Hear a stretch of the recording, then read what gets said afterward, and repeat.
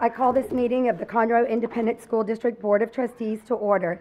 Let the record show that a quorum of members is present, that this meeting has been duly called, and that notice of this meeting has been posted in accordance with the Texas Open Meetings Act, Texas Government Code, Chapter 551. The time is 6:01.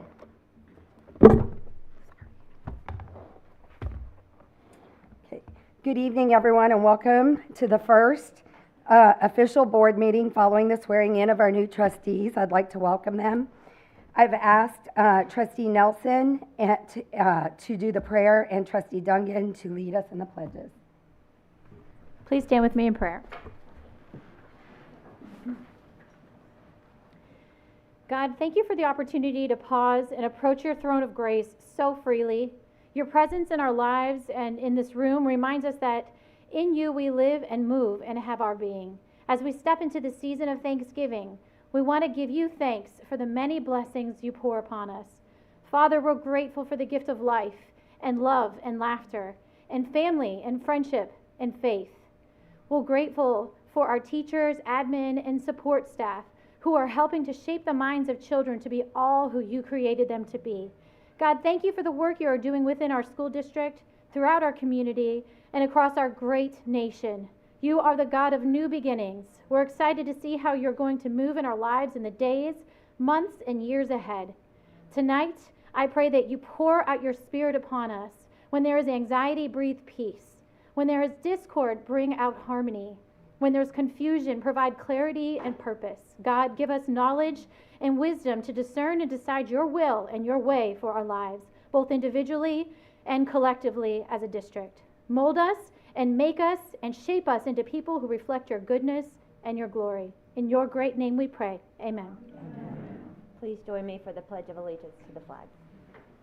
Pledge allegiance To the flag of the United States of America and to the republic for which it stands, one nation, under God, indivisible, with liberty and justice for all.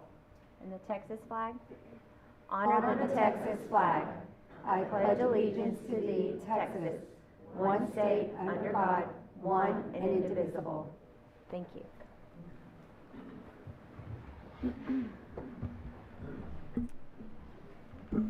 Dr. Knoll, would you like to bring us into this next part? Absolutely.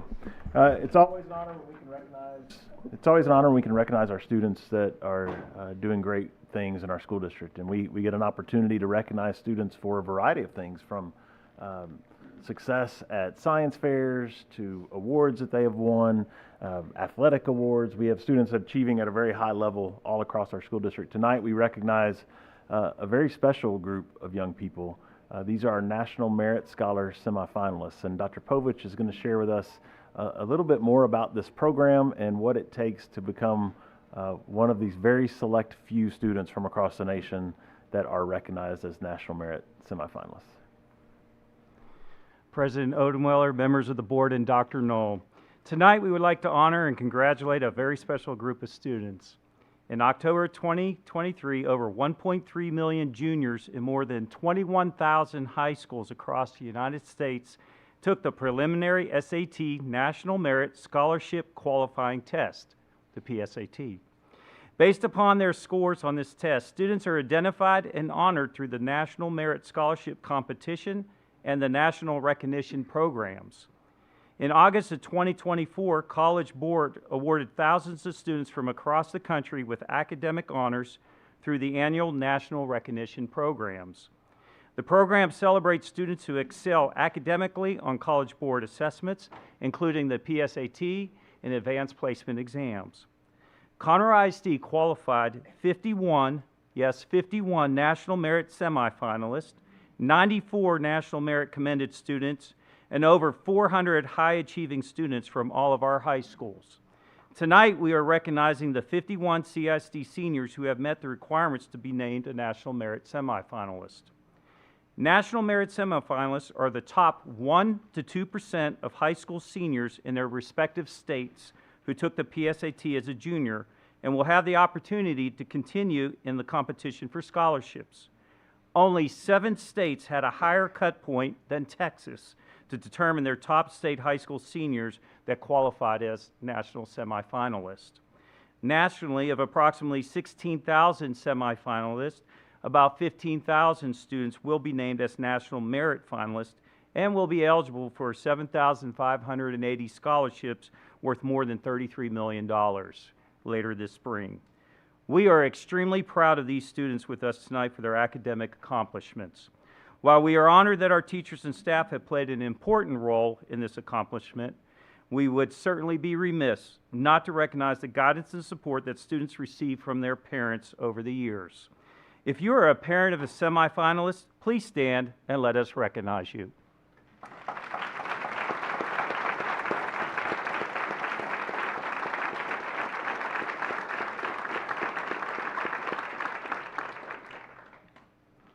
At this time, it is my pleasure to introduce our Coordinator of Guidance and Counseling, Tiffany Rodriguez, who will introduce our National Merit semifinalists. Students, please come forward when your name is announced.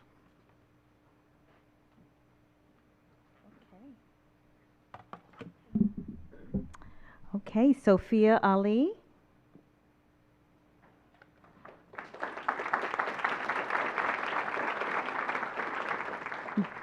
Braxton Allen.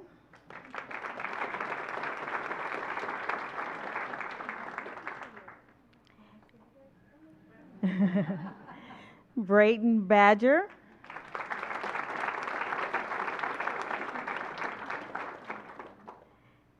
Anu Bach.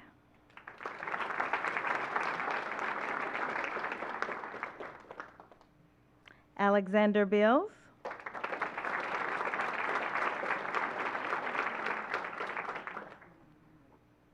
Daniel Bernashev.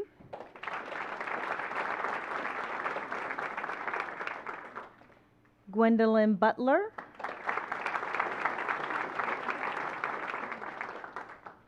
Nicholas Cheney.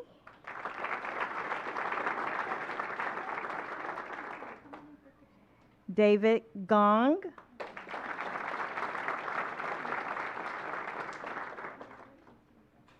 James Greaves.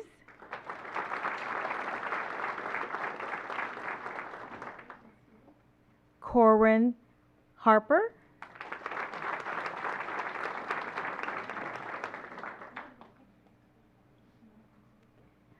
Owen Harris.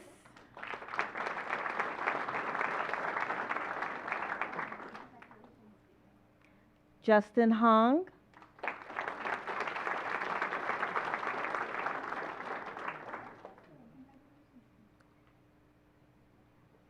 Jackson Ledecky.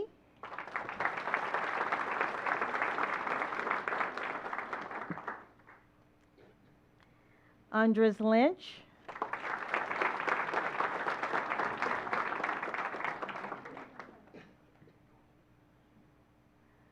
Prashida Maditala.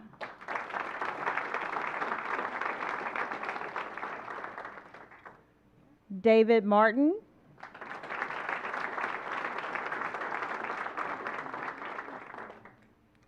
John McKenna.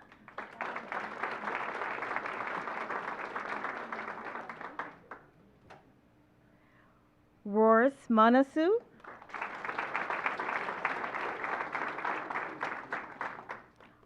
Audrey Nguyen.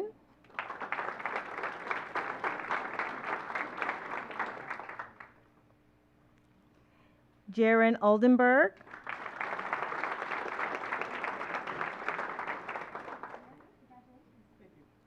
Victoria Wu.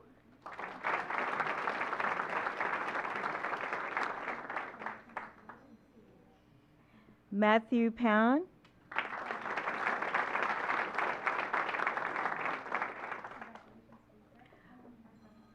Arushi Pandey.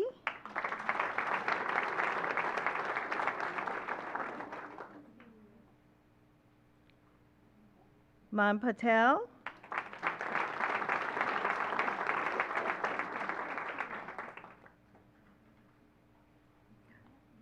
Rohit Potula.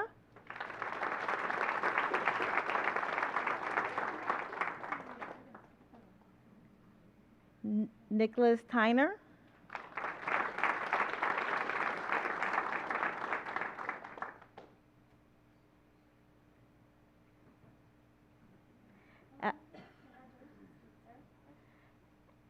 Allison Wang.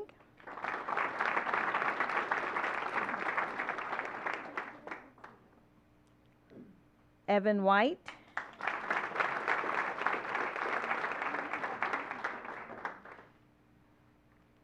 Lily Woof.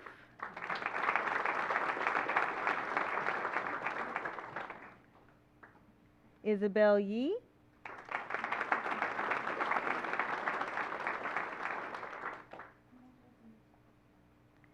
Matthew Yu.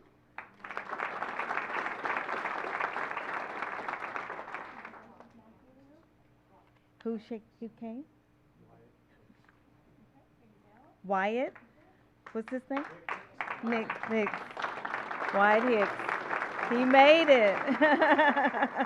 Wyatt Hicks made it. Congratulations.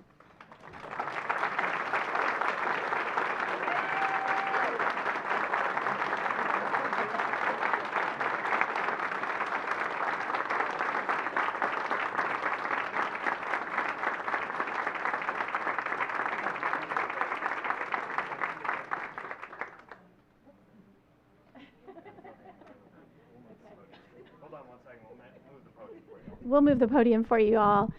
Just wanted to say congratulations to you. It's been said that a rising tide lifts all boats. I was here last year and there were 38 participants here, and today there are 51. That's a big jump, and I give you guys all the credit for just inspiring each other and working together, and just really, I'm not competitive at all, I promise, but it just seems like it's working here, and I'm really proud of you. Individually, each and every one of you has worked so hard and has chartered this course in the right direction to achieve academic excellence, and just laying out that foundation for leadership in every single step that you take wherever you may go. So on behalf of the board of Conroe ISD, we just want to congratulate you. We are so very proud of you. Congratulations.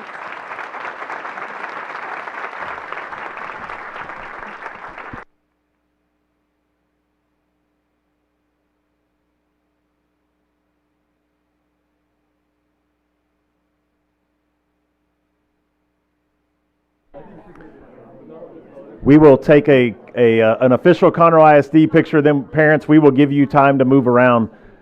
They promised me before the meeting that they would stay there and smile for your pictures. So.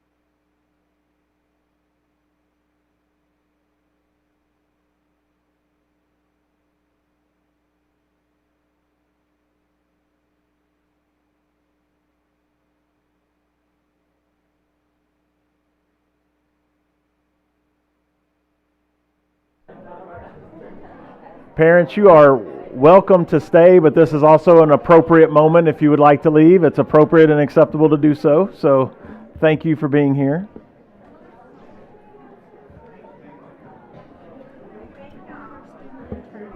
Oh, was he? Yay. Yes. I'd also like to mention we're missing 2 tonight because they're on the College Park volleyball team. So they are playing tonight. So that's pretty great. Yeah. Yes. So if they win tonight, then they'll be both teams. If they win tonight, they'll play Saturday night. So for the state championship. So I can't. there you go.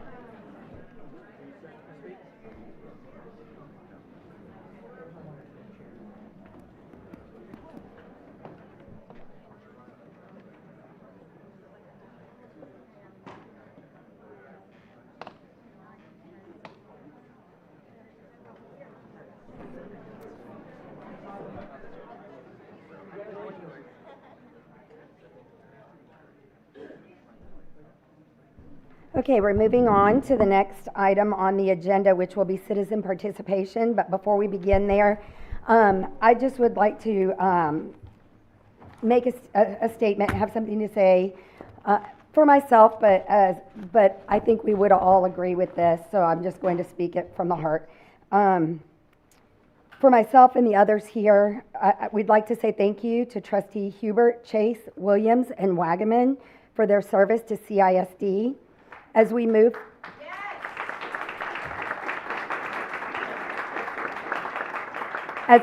forward, we are hopeful our district can come together and work in unity to support our students, our staff, and parents. We think that if the board doesn't already have your trust, we hope to earn it in the coming weeks and months. Dr. Knoll, we consider you an honor to work with. And alongside you, as the new board carries out our vision, we feel it's a mandate by our voters. We know your giftings in leadership and relationship building will play a pivotal role in joining us in this mission. So we thank you.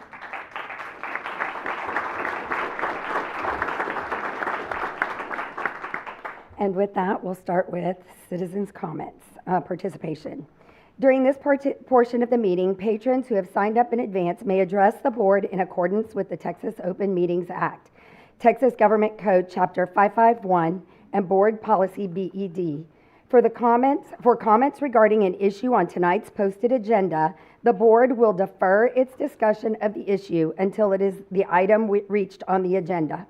For comments related to an issue that is not on the board's posted agenda, the board cannot deliberate or make a decision relating to that issue. We also ask that speakers address their comments to the board and not the audience. If any speaker's comments are regarding a complaint, the board directs you to its policies regarding complaints, which can be found on the district's website. If your purpose in addressing the board is to seek a remedy for your complaint, the board cannot discuss or respond to your concern until you have met the requirements of the appropriate district policy. The board wants to hear what all speakers have to say, and the board requests that the audience treat all speakers, regardless of their message, with respect. Each speaker will be given 2 minutes to present their comments to the board. Screens around the room will display the speaker's time. When the countdown timer reaches 0, the next speaker will be called. Mrs. Godfrey, will you call the first person and also the second so they can be on deck ready to go right after?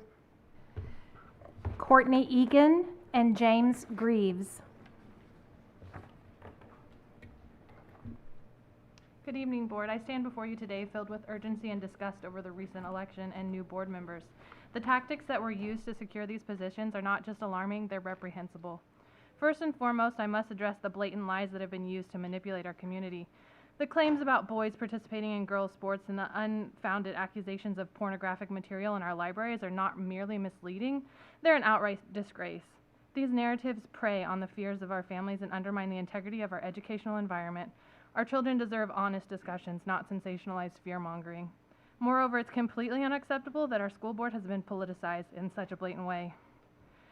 I'm appalled to see that some of you have resorted to paying advocates to promote your campaigns. If you can't rally genuine support from our community, then perhaps you should reconsider your positions. This practice raises serious doubts about your honesty and commitment to our students. Equally troubling is the acceptance of large amounts of funding from sources outside our district. We as parents, teachers, staff, and students can no longer trust the board's words or actions. How can we feel confident that you're acting according to the needs of our district rather than upholding some political bargain? You call yourselves mama bears and claim to protect our children, but from where I'm sitting, it seems you can be easily bought. So I ask you, what's more important to you, our children's welfare or the donations from your generous benefactors? And let's not overlook the hypocrisy of those who have pulled their own children out of the schools, yet now seek to dictate the direction of our educational system. How can you claim to advocate for our community when you won't even trust our schools with your own children? I urge you to take a hard look in the mirror and reflect on the integrity of your actions. Prioritize transparency and honesty in your governance. Our children deserve much better than this. They need leaders who will fight for them with integrity and dedication, not those who treat them as mere stepping stones for political gain. Thanks. James Greaves and Logan Haas. All right, so I was in class the other day, AP Literature to be specific, and my teacher brought up The Handmaid's Tale and said it was recently banned. I have brought a book here today that contains slavery, sex, and various other topics that I believe fits your description of what should be banned. I do not necessarily believe it should be banned, I just believe it fits the description. It is the Bible. It contains topics such as, it contains various descriptions of sex, such as, where is it? Description of a man's genitals that's rather vivid. Considering that some books you've banned don't even contain that, I think that this more than fits the sex category. It also contains plenty of slavery, such as slaves not being considered people, instead being considered property. There's a section about why it's fine to sell your daughter into slavery as a sex slave. And there's also a section on why abortion, or not abortion, a ritual that is intended to cause a miscarriage is fine if you commit adultery. There are plenty of other bad things in here that I do not necessarily think you want to base your entire campaigns around. Such as, quote, "So we boiled my son and did eat him," 2 Kings 6:29. That is all I mostly just wanted to point out. The books you are banning are not necessarily as bad as books you stand behind.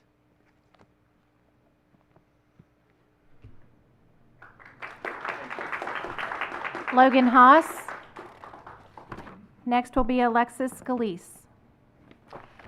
Hi. I am here to speak about the banning of books in this district, and more specifically about one of my all-time favorite books and one of my all-time favorite authors, Kurt Vonnegut, and his book, Slaughterhouse-Five, which is a book, an anti-war book, discouraging children from partaking in war, and it is very adamantly anti-Nazi. I'm going to read part of his speech from a meeting that he was talking at in respect to when they were banning books during his time. He said, quote, "I will speak of Thomas Aquinas. I will tell you my dim memories of what he said about the hierarchy of laws on this planet, which was flat at the time. The highest law, he said, was divine law, God's law. Beneath that was natural law, which I suppose would include thunderstorms and our right to shield our children from poisonous ideas and so on. And the lowest law was human law. Let me clarify this scheme by comparing its part to playing cards. Enemies of the Bill of Rights do the same sort of thing all the time, so why shouldn't we? Divine law, then, is an ace. Natural law is a king. The Bill of Rights is a lousy queen. The big trouble is that there's so little agreement about how these grander laws are worded. Theologians can give us hints of the wording, but it takes a dictator to set them down just right to dot the I's and cross the T's. A man who had been a mere corporal in the army did that for Germany, and then for all of Europe. You may remember not long ago, there was nothing he did not about the divine and natural law. He had fistfuls of aces and kings to play. What troubles me most about my lovely country is that its children are seldom taught that American freedom will vanish if, when they grow up and in the exercise of their duties as citizens, they insist that our courts and policemen and prisons be guided by divine or natural law. Most teachers and parents and guardians do not teach this vital lesson because they themselves have not learned it or because they dare not. Why dare they not? People can get into a lot of trouble in this country and often have to be defended by the American Civil Liberties Union for laying the groundwork for the lesson, which is this, that no one really understands the nature of God. It is my willingness to lay the groundwork and not sex or violence, which has got my poor book in such trouble in Island Trees. I have not said that our government is anti-nature and anti-God. I have said, I'm almost done, it's one paragraph. I have said that it is non-nature and non-God for very good reasons that would curl your hair. Well, as good things must come to an end, they say. Yeah. Not that y'all care anyway. Have a good day. You're correct. Alexis Scalise, Miles Hipley,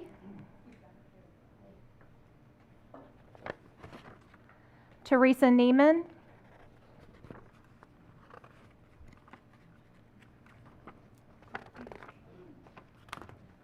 next will be Lorraine Rice. Here we are. Montgomery County voted you, the Steve 7, into office. As one of you posted on Facebook, you are the first all-female school board in Texas. I will clarify, the first all-white, middle-aged, upper-middle-income, suburban female school board in Texas. You have entered 4 years of intense scrutiny. Each accomplishment or failure shapes your legacy and the legacy of the first all-female board. I challenge you to live up to the title of trustee. CISD perches on a pedestal of accolades, a shaky foundation that you must study. If we continue to earn transparency awards, best employer awards, those accolades become part of your legacy. If CISD falls from its current pinnacle, that fall becomes your legacy. If you represent all students in CISD well, that becomes your legacy. Likewise, if you waste district resources by embroiling us in federal investigations and lawsuits, your legacy will not outlive the stain. Many of us know that outside interest financed your campaigns, but now you owe your allegiance to the families of CISD, not to your donors. Please rise to this challenge. Please embrace the role of trustee, guardians of our district, rather than becoming the vaginal voice boxes of penile political powers. Thank you. Lorraine Rice, Brent Vizet will be next. President Odenweiler, School Board Trustees, Dr. Knoll, and CISD family, good evening to all. It seems like we were all just here. Oh yes, we were. Tonight I come before you as a retired teacher, a Christian who loves this community, and as the best job and title in my life, Honey, my grandma name for my 6 grandchildren. Here is my hope. As a retired teacher and as a current substitute, I hope we can provide some new encouragement to teachers regarding discipline in the classroom. All you have to do is read some Facebook post, have a friend or family member who was a teacher to know the weight of this concern. I think this concern causes some to leave the profession of teaching, a profession they love, unable to cope with a number of behavior issues. It also causes some in the community to take their children out of public school, and it causes some to be reluctant to substitute, which adds another burden on teachers, which means the class split when no substitute is on record. It could be that spending too much time on correcting and redirecting behaviors might be a huge part of students lagging behind in academic goals. I don't think teachers are lacking in preparation. As a teacher and as a sub, I see detailed plans for lessons, remediation, spiraling, connections to the big picture. I also don't see the issue as having a lack of materials or curriculum. They are provided in abundance. I think the harsh reality is that so much time is taken from academics to address some minor behavior issues and also some serious behavior issues in the classroom, that it takes its toll on an already rigid schedule. When the public sees the less than ideal achievements from some, this is likely a contributing factor. It causes teachers to feel defeated, and they do not deserve this. And so my hope is that something can be done about behavior in the classroom so time is spent more on academics and teachers leave at the end of the day feeling successful, and hopefully students will too. Thank you. Brent Vizet. Hello, Brent Vise, 2023 Bond Committee. We had our meeting with Dr. Knoll for an update on Friday, November 5th, and he gave us details of where everything stands on the bond moving forward. He thanked us for doing something that didn't happen very often this year, with many bonds going down in the most recent election. We got a $2 billion golden goose into your hands. For that reason, we have skin in the game, and we're here to assist in making sure that that goose stays well nurtured and healthy. That starts by making sure our local jurisdictions don't give the district problems. There's already been some indications from some jurisdictions that that's happening. So you may be needed to go talk to them and remind them of their obligation to the children and teachers of this district, as well as the largest employer in this county. The next thing that goes with resources is the state. The state owes us a lot of money, and the legislature, fortunately, is coming into session in 2025. So we need to be in the ears of Representative Metcalf and Senator Creighton as much as often to make sure that they are giving the district the funds they need, because we do have a $12 million deficit. And a lot of that's because the state has not upgraded their financing the way that they said they were going to. We need to hold their feet to the fire. And the last basic is we don't have enough teachers. Who's in charge of that? It's the state again. So that's another opportunity for us to talk to the state about that process and making sure that we're actually making it easier for teachers to come into the profession and retire happily and not ever come into the profession in the first place. Because right now it's extremely hard. We're here to assist you every step of the way, and we're wanting to help. So take us up on it. Thank you. Gerald Jackson. Next will be Alexander Harris. Good evening, school board. Thank you all for having me here just to start off with. So I am another one who will be speaking upon the current district policies of banning books. To preface with this, I want to acknowledge the fact that I understand your position. I am in a situation where I take care of my siblings habitually, and I understand not wanting them to be exposed to dangerous items and dangerous things out there. However, as a student who has been in Conroe ISD since kindergarten, I also understand the importance that comes with this variety of books. Of course, some of the books on these lists I have read personally, and that book did not change my values. In fact, it more often than not enriched them and make me value more what I do and what I have as a student, as a son, and as a member of this independent school district. I'm not here to chastise or berate you for any policies that you may have put in. I'm here to give the suggestions of me and my peers, and that is that we do not completely agree with the banning of books. We understand why you may have thought that this is the kind of action that we must take. However, there are other options in other ways. I have noticed, and I assume a lot of you have noticed, the prevalence of technology within our students. New iPhones, the new headphones, the new anything.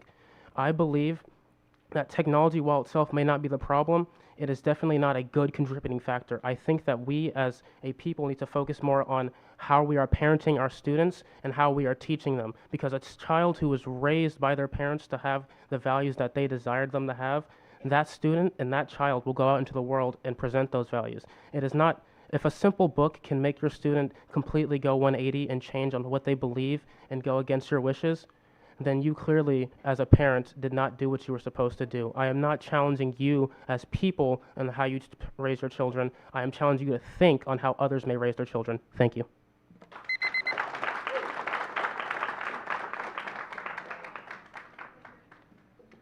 Alexander Harris and Michelle Knuckles will be next.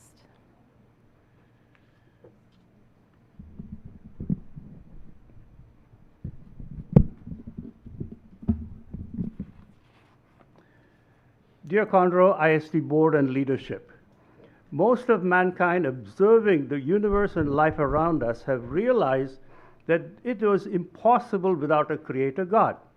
Our founding fathers were not atheists and acknowledged that all were created.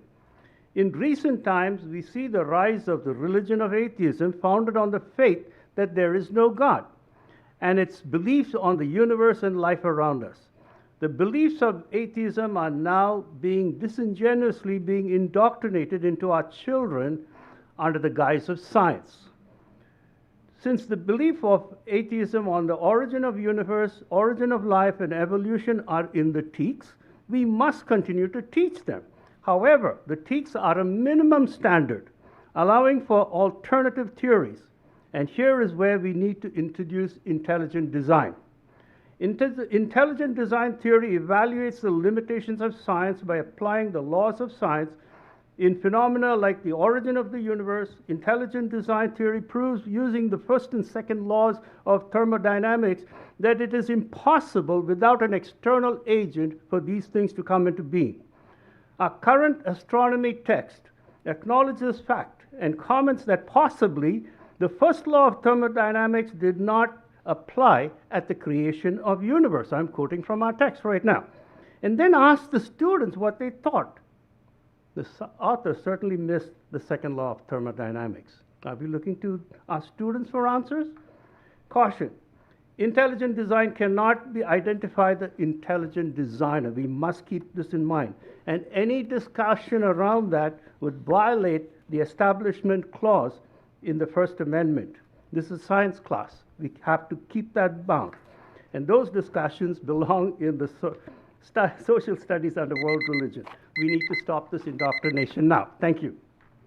Michelle Knuckles. Robert LaBelle. It is so good to see you all here. God is good. Just before and during the campaign, I saw several articles from local journals that concerned me. It seemed that they had all collaborated and agreed on propaganda slogans that are confusing, and I worried that we wouldn't win this one. Ban books, for instance, and I banned books. This has been redefined so that now if a book was moved out of elementary schools because it is too mature for second graders and is now only available to fifth graders and up, it's a banned book. If a book is removed from required reading because of a graphic rape scene, but it's still available for checkout at the library, then it too is a banned book. We shouldn't make a young girl relive a traumatic experience just to pass a class, right? The average reader might not realize this nuance. And also, The Handmaid's Tale and Slaughterhouse-Five are both in our Conroe ISD libraries. I looked it up while I was sitting in the audience. And so they're not banned in the traditional sense, or at all. I can buy them at Barnes & Noble, but they're not removed from Conroe ISD. One paper published a chart that made Conroe ISD look like the worst offender, banning more books than any other district. But when I checked the district with the lowest numbers, I couldn't find many of the so-called banned books. Why? Because the district had the foresight to keep those books out of the libraries in the first place. I'm here to tell you that that I will continue to support and defend you as the fiery darts are sure to continue to be thrown your way. Prayer is essential, but I'll also continue to be contributing to ConroeISDFacts.com to help set the record straight. Thank you. Robert LaBelle. Carolyn Nini will be next. Good afternoon, everyone here. Again, now, because of what I've heard here, things just got changed here. I can't ever get anything straight here to what I'm going to talk about. But anyway, we know that Satan is pissed that you're here. And that's a good thing. And there's going to be a freak show coming at you. And yes, just like Michelle said there, there's many of us here that are here to protect you, and you need to do what you need to do. It was mandated by the elections. And by the way, I was out there campaigning for you, and I didn't get my paycheck. Where is it? Oh, man. Okay. I'll just go. Hopefully this is the last time I ever have to mention this kind of stuff here. But we all know that boys cannot be girls. Girls cannot be boys. Boys cannot get pregnant. Boys need to stay out of girls' sports, girls' locker rooms, girls' restrooms, and all designated girl space, because girls need their privacy and their safety. I know that's not prevalent all over, but I know it happens. I am a substitute teacher, and I run into things, and the last school board did ask me questions on what happens when I run into things, you know, like there are kids that have psychological problems, and they need to be addressed. For whatever reason, you know, it's usually what I have run into is a girl wanting to be masculine, wanting to change her name. That's what I have run into here. And I've been asked how I deal with that. I'll just call you by your last name. I'm not doing special pronouns. I'm not doing any of that kind of stuff. But I'm not going to make a big deal about it. This is not, you know, the classroom. Oops, sorry. The classroom is not the place for that, so I don't make a big mess about it. It's just go on with the thing. Oh, but yes. It's 2 minutes already. Carolyn Nini. Tina Orbaugh will be next. Well, praise the Lord. Look what God has done.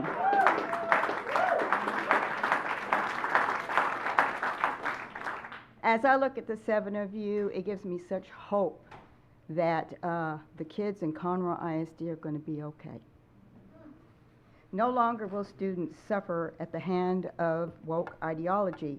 CISD is on its way to becoming a school system that other districts throughout Texas will take note of and will be known for our academic excellence.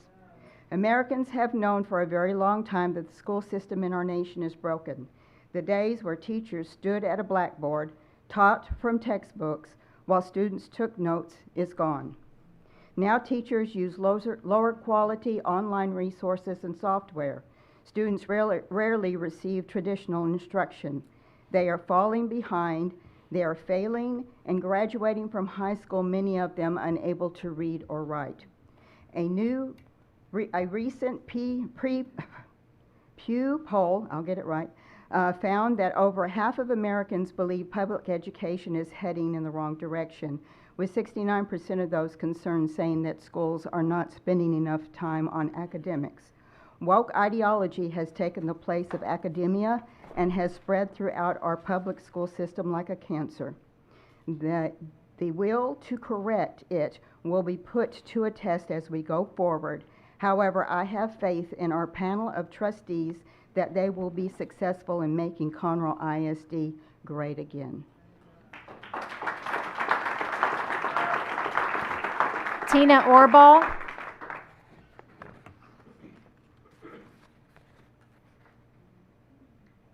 Well, congratulations. I just think it's great. Oh, gosh, I'm so excited. Anyways, I was going to do my little Trump dance, but I was just excited. I'm sorry. But banning books. People, we're not banning books. We're trying to get it out of the little kids' libraries so that they aren't seen with these books or have to read these books or have to deal with any of this stuff.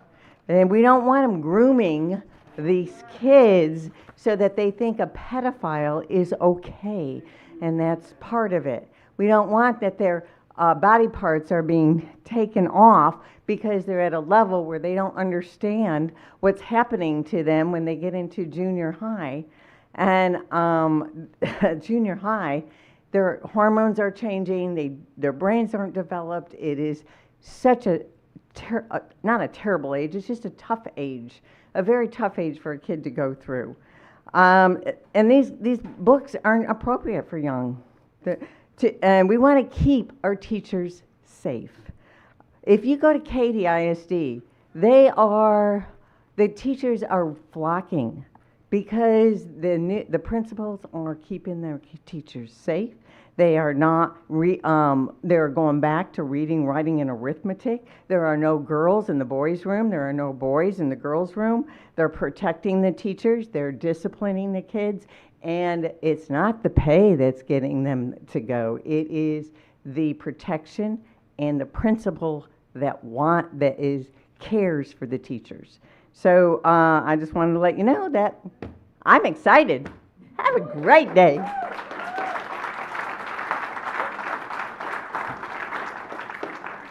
Samya Perucci. Samya Perucci. Sorry, Perachuri, I believe is how it is. Mark Fuska.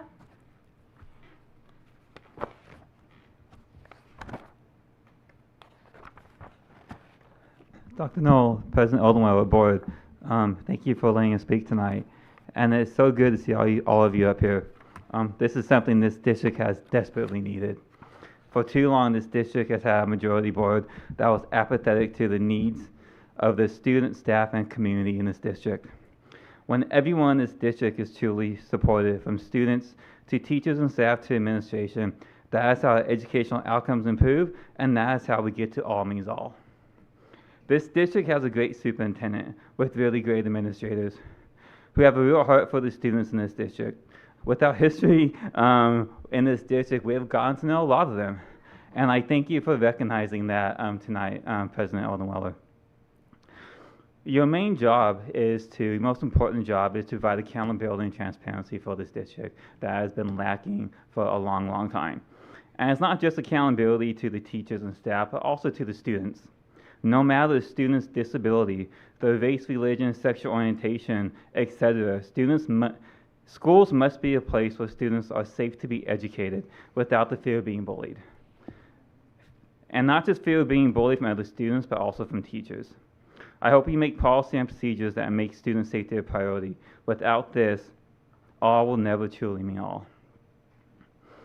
No student in this district should have to go through what my son has been through.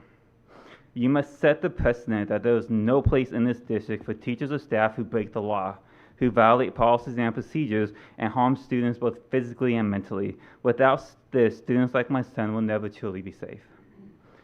The future is bright for Conroe ISD, and we have no doubt that the best is yet to come. Thank you. Brent Maddox. Ryan Samoris will be next. Good evening. I don't offer my congratulations to you, I offer my thanks. Thank you for being willing to be public servants and to serve the community and the school district. There's a lot of great people who work for Conroe ISD, and a lot of those administrators and staffers are here in this room today. But several people at Conroe ISD, they're here to defend the bureaucracy and maintain the bureaucracy. And one of the symptoms of that, or it could be actually one of the causes of it, is hubris. Hubris infected that dais up until Monday. I have a quick story about that that's personal to me. About 5 years ago, I went through the CISD complaint process. Went all the way from level 1 to a level 3. When those doors close, the superintendent administers an oath for the board to set aside bias at that hearing. Yet about 20 minutes into that hearing, one of the trustees stated that he was 32-year friends with the opposing party of that hearing. Not one of the other 6 board members, not the legal counsel, not anyone here in this room, stood up to that. That level of hubris filters down from the board. That infects the district. It is detrimental to a lot of what this district aims for, which is for the benefit of children, the education of children.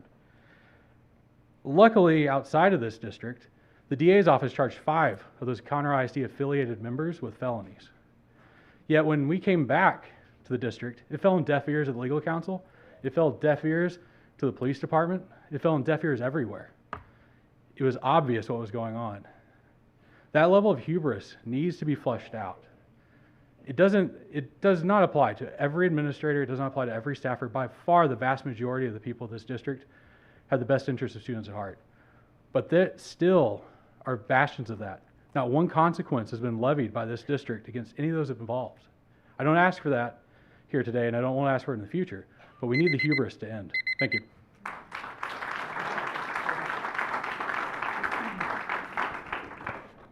Good evening, board, President Oldweller, Dr. Nolan. So when I come here, I'm probably going to talk about the exciting topic of board policy, as many of you know. I want to talk about SHAC, because there is an agenda item to discuss the SHAC bylaws and the membership. So this year I volunteered to be on SHAC, and I also made the mistake of raising my hand when they asked who wanted to be secretary. So I'm currently doing that. And so myself, along with the new co-chair and Dr. Morrell, the first SHAC meeting, we did discuss the wellness plan, which needed some updates and some progress was made on that. But I did want to talk about the bylaws. So I do believe that the bylaws definitely can be managed by the SHAC. I have some recommendations so that you would like to consider. Please consider that even though the SHAC can manage its own bylaws, that they get reviewed by the attorney and approved by the board, right? Because this helps the board be in sync with SHAC to understand what they are wanting to accomplish. Similar with membership. So one of the things that President Hubert wanted to revamp the bylaws was because the way I understand it, he feared that people were being removed from SHAC without some due process. And I do believe that it should be set in stone, if it's not already as part of policy, that if this board has the ability to assign members to SHAC, that it should have the sole responsibility to remove members of SHAC, and that not be given to the SHAC itself, in case you have people who don't like each other, groups that don't like each other, majorities that may vote each other off, that kind of thing. So it doesn't mean that the SHAC wouldn't have a membership process, doesn't mean that the SHAC wouldn't bring to you members that may need to be removed because they haven't attended and they have new appointments, but that I do believe that the board should oversee that. Also, on the agenda there was adding all the members that applied for 24-25. There were, I think, 68 members that applied, so how that works for existing volunteers, which I don't know if I speak for everyone, we all still want to remain on SHAC, but the other members, maybe that could be punted back down to SHAC to go through the membership process. All right, thank you. Appreciate it. Amber Fuska. Audrey Warner.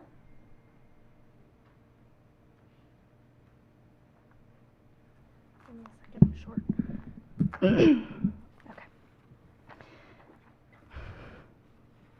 For years, many of us fought tirelessly for change, advocating for our kids and their needs, often against what felt like insurmountable odds. The road here has not been easy, but it's been worth every step to see ladies like you step into these roles.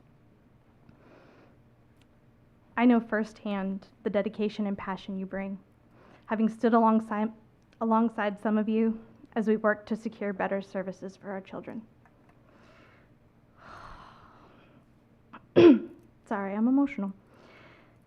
Change is never easy, but it is necessary, and your leadership represents the kind of change so many in our community have been waiting for. Your election wasn't just a win for you. It was a win for every family that's fought to be heard, for every student who deserves more, and for every community member who believes that all really should mean all. Congratulations on this remarkable and historic achievement. We've worked hard to get to this moment. Now it's time to continue to work together to create a district we can all be proud of. I'm looking forward to what our district can be, unburdened by what has been.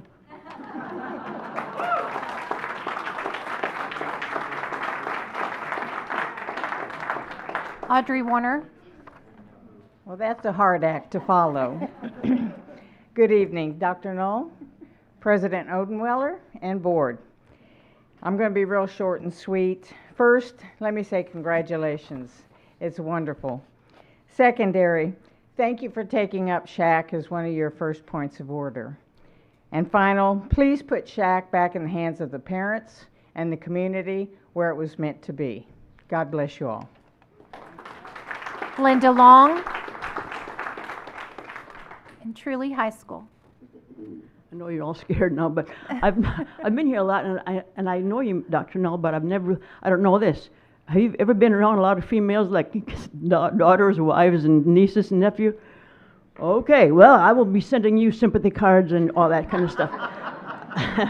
No, honestly, you know that I've been giving cards out often. In fact, I'm honored by the fact that one of the four that are no longer here told me that they have kept the cards that I have left, and I felt highly honored by that. I'm just going to tell you, I feel like it's important. I've always been this way. Back in South Dakota, when I was there before an election, I would try my best to go and talk personally to the ones who are running for office. And then I get their opinion, and I get the feeling of them. And so one time there, I asked the Republican and the Democrat the same question. And I voted for the other party than what I am because of what he said. And I really like that. So I have done that to this group. And I have to say, I have all encouragement. I am, I'm excited for what I know the character and I know the heart of these, because I got to talk to them personally, which I love to do. I'm going to leave this card again. I've left it before, so some of you who had before, you can either keep it or whatever you want to do with it, but I'm going to read it to you. You know that I often leave scriptures to you, which is the most powerful thing ever mentioned among men or ever angels. This is not a scripture, but I'm going to read it to you. It's by Martin Luther, when he was in the 1500s. Okay, it's very powerful. Here it is. I'm going to read it again. He said this: I am much afraid that the universities will prove to be the great gates to hell unless they diligently labor to explain the Holy Scriptures and to engrave them upon the hearts of youth. I advise no one to place his child where the Scriptures do not reign paramount. Every institution where men are not unceasingly occupied with the Word of God must become corrupt. That truth is still available. Can I give you these cards again? Thank you.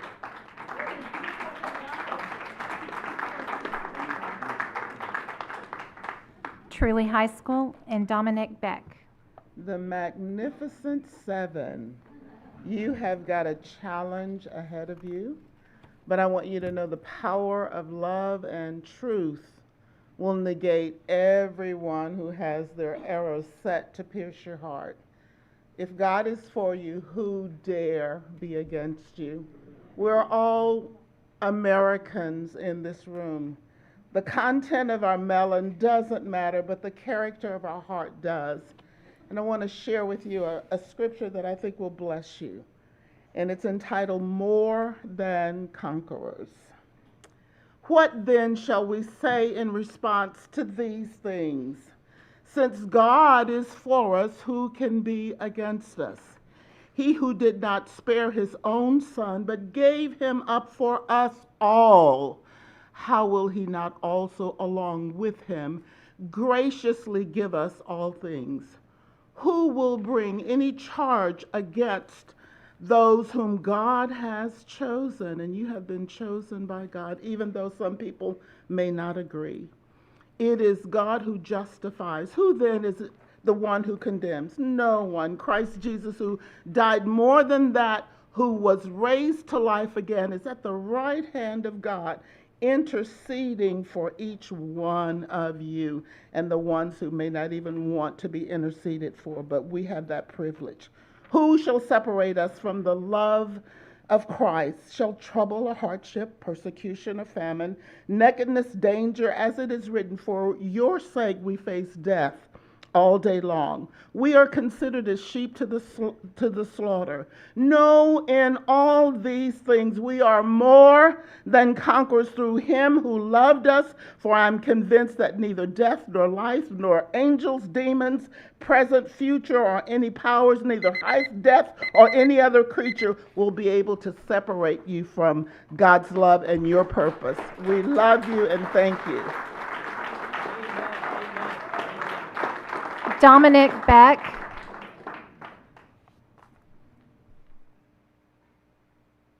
At a school board, I graduated from College Park in 2019, got my teaching certification, and then came back to sub while I figure out what I'm going to do with my 20s. I have two items maybe to add to y'all's probably very full plate. I'm a nerd for education policy, and if you want to do two amazing things for our district, the first I think would be a later school start time. American Pediatric Association recommends 8:30 as an absolute minimum. For every hour you delay school start, high schoolers get 30 extra minutes of sleep. There's demonstrable gains in mental health, but there's also really good evidence for improved scores. If you want more national merit scholars, get school to start at 8:30 or even 9. And as a sub, I'd like to sleep in a little, so that'd be nice. And then second, the emerging evidence on phones in schools is definitive, at least in my opinion. If you guys wanted to, I was subbing today at Grand Oaks. Man, if you wanted to make my day better, just get those phones put away. They got those neat little pouches, and I think a lot of teachers would agree with you. Students wouldn't agree with you at first, but they certainly would once they get their heads out of the screens and kind of spending time with each other. those are two measures. I know logistically challenging. I know the buses is the big barrier to the first, and then parents probably, calling you guys and complaining about the second. But trust me, I've read a lot about it, and it would be great. That's all I got. Thanks.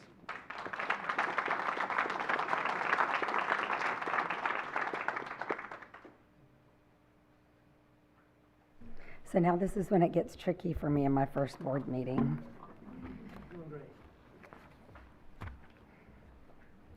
Okay. Moving on to the consent agenda.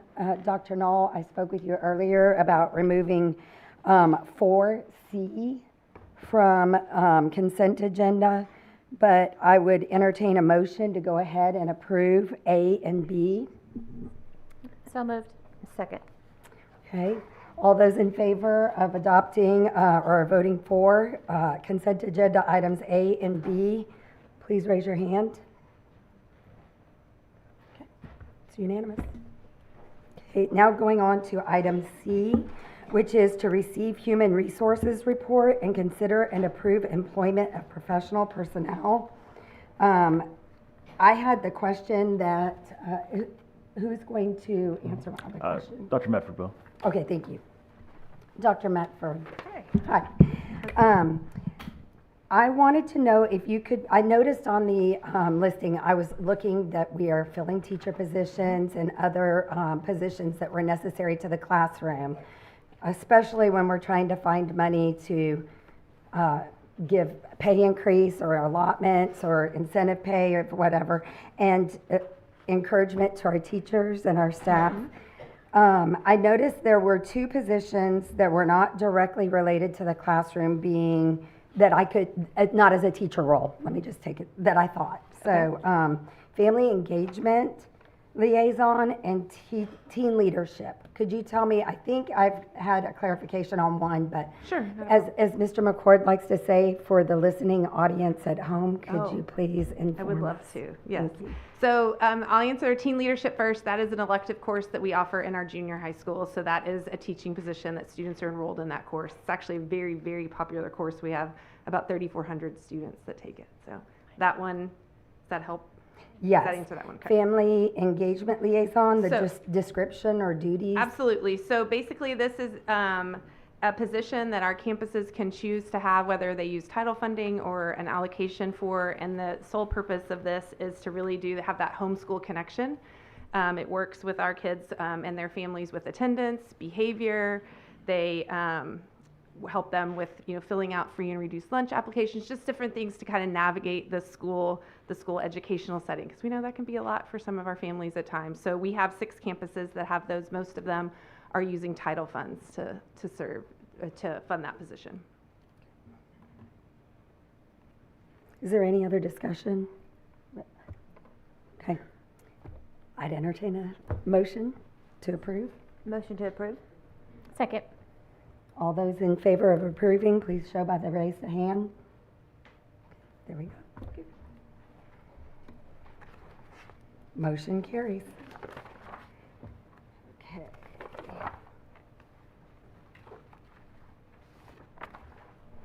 Okay, next item up is under administration, and I believe this is Mr. McCord.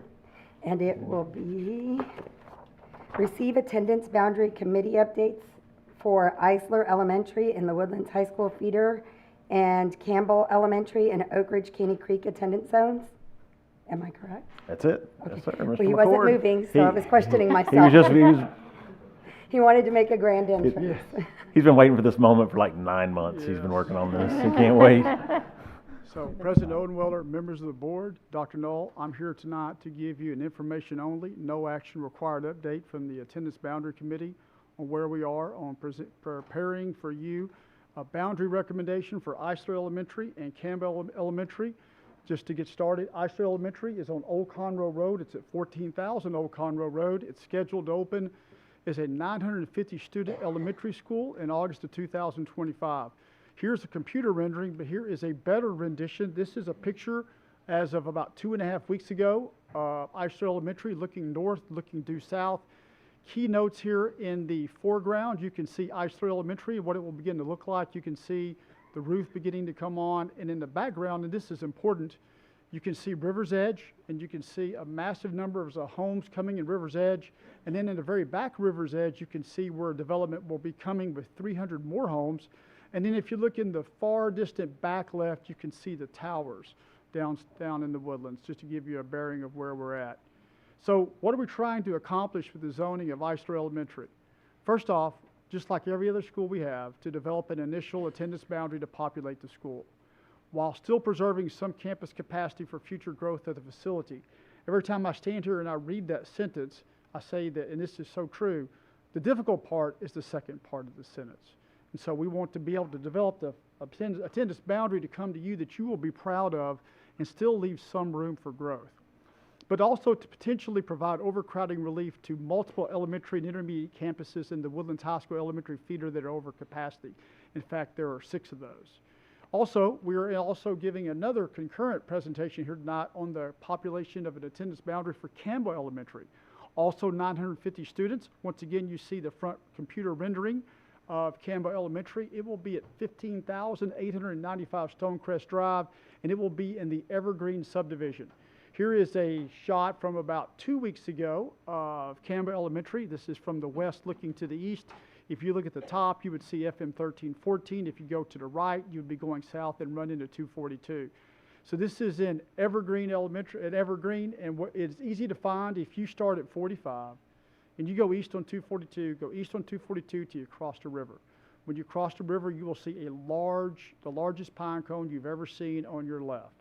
That is the entrance to Evergreen, and there are signs in a Hansel Gretel type fashion all the way through the subdivision that will lead you to Campbell Elementary, where it's coming along swimmingly, as I would tell easy. So what are the objectives when it comes to the process of zoning Campbell Elementary? Well, just like with Ister, to establish an initial attendance boundary for Campbell Elementary, but also predominantly to provide overcrowding relief to Suchman Elementary right now that is encroaching on being at 150% of capacity with 24 portable classrooms for the elementary kids. But also to potentially provide some relief to Oak Ridge Elementary. I'll show you a picture of Oak Ridge Elementary shortly. But also I want to address San Jacinto Elementary, because Campbell Elementary will help relieve overcrowding in both the Oak Ridge Hospital Elementary feeder and the Caney Creek Elementary feeder. But for the Caney Creek Elementary feeder, it's specifically for San Jacinto. So San Jacinto is a small school, capacity 725 students. It's on Farm to Market Road 1314. That when San Jacinto was built, 1314 was truly for getting people from farm to market. And now it is a major thoroughfare. But what San Jacinto Elementary will have coming, and you'll see it in the picture shortly, is all the growth coming from Ardavia and all the growth coming from Mavera. Presumably, depending upon what you approve in January, Campbell Elementary will give some mitigation of growth to San Jacinto Elementary, because Evergreen, presumably Campbell would feed into Evergreen since that's where Campbell is. So Campbell is both in the Oak Ridge High School Elementary feeder and in the Caney Creek High School Elementary feeder. There's a lot on our webpage. We've put a lot into it for our patrons. And I won't go over everything, but you can see all 21 scenario maps. We have had 8 community meetings with parents and guardians and people that are interested. 4 of them are recorded live stream webinar links that are on the website, and 4 were in person at the Walter P. Jet Center. Patrons could also submit their own scenario, and they did that. So all that information is there, along with frequently asked questions, of which I will cover 3 or 4 of those frequently asked questions at the end of this presentation. I give this slide each time I do this, all throughout the years. And what I would say about this slide, this is what the Attendance Boundary Committee considers as we go through the process. And I would say, as you look here, everything is something, nothing is everything. But I would draw your attention to the top left tile, geographic proximity. We want to the best extent that we can, based with what we have, provide geographical attendance boundaries for school that are as close to the homes where the children live, eat, sleep, and play as we can. So we worked through this, everything is considered, and in fact, those are considerations that have led me here tonight. So what I would show you first here, this is regarding Ister Elementary. So the biggest concern would probably be Bush Elementary, where we are completely out of space. There's no room for additional portables. But I would tell you, we in the committee have concern for Buckaloo, Bush, Powell, Galatas, and Mitchell. Now, a thing about Mitchell, if you're familiar with Mitchell, Mitchell's number of students was relatively static for probably 2 decades. But what has happened with the growth coming north of 1488 on Old Conroe Road, which feeds into Mitchell, Mitchell has seen a revitalization of growth. So Mitchell is a concern as it continues to grow, and I'll give you more information on Mitchell shortly. But Buckaloo, Bush, Powell, and Galatas are also a concern. But what you also see besides that goes past the numbers that might not be readily self-evident is that as a district, as we continue to supply needed and required special programs for all our campuses across the district, including the ones on this slide, it does have an impact on the capacity and the carrying ability of the buildings themselves. So it's all interwoven, it's all manifested together, and so that's what I wanted to present to you tonight. You can't really talk about Eisler Elementary without talking about the subdivisions that surround Eisler Elementary. I showed you the picture just a second ago of River's Edge. So right here, if you see this picture, 75J is River's Edge. There are 300 homes yet to come. It's important for River's Edge to remember they feed into Buckaloo. I will show you a slide on Buckaloo shortly. Next up, I think people that have not really been up Old Conroe Road, they visualize that River's Edge and Foster's Ridge are directly across the street from each other, and that is not the case. River's Edge is directly, when I leave River's Edge, I am almost in the back parking lot of Eisler Elementary. But a mile southwest of Eisler Elementary and River's Edge, you'll find Foster's Ridge in a magnificent entryway if you've ever seen it. So when you come in to Foster's Ridge, there are 2 sides. There's an east side and there's a west side, and they are divided by a natural gas easement. So the east side that you see here represented by Planning Zone 83 attend Bush Elementary and Mitchell Intermediate, which is important. The west side, which is further away from Eisler Elementary, they go to Darrichin. They were rezoned in the year 2022 because of overcrowding at both Bush and Mitchell. But so that area there on the left with the red arrow and that kind of effervescent green, 83F, they go both to they all go to Darrichin kindergarten through 6th grade, and that's really important. Here's Buckaloo Elementary. The thing I would tell you about Buckaloo Elementary, Buckaloo Elementary is weeks away from construction. It has 3 portable classrooms there now. It will have 6 portable classrooms after Thanksgiving, which would leave us room for 1 potential additional portable classroom. Potentially, we could maybe engineer if we needed to. For perspective, Buckaloo Elementary as of September 12th was up 80 students from exactly 1 year before then. So it's growing rapidly. Bush Elementary, a picture here can say far more than I could ever say. If you see Bush Elementary here, it's at 110% of capacity. It's really landlocked like some of our other schools. But I would draw your attention there to the left, and you can see the portable buildings with their brown roofs. Those are singles. What is important to note here is that in the next year, Bush Elementary is slated to receive a gymnasium and some other construction. The gymnasium cannot begin construction at Bush Elementary until the building proper, the main building, can accommodate the students that attend Bush Elementary. To be able to do that, we need to get Bush below at least 775 students to be able to remove the single portable classrooms to begin gymnasium construction at Bush. Which brings us to Colson Tough, which is a real unicorn in the Woodlands High School Elementary feeder. And you're probably saying to yourself, what is he talking about? I say that sometimes myself also. But for Colson Tough, it has some capacity, not much, but a little. But the thing about Colson Tough, it can take kids. It has a little bit more room because it's a larger school. It's important to note Colson Tough was opened in the year 2002, and we added a wing in 2009 due to growth in the Woodlands. So everything that I'm coming before you tonight talking about has repeated over and over in history of the Woodlands and also in different parts of our district, which then brings me to Darrichin Elementary, which has a similar tale. It is a K-6 sister school of Colson Tough.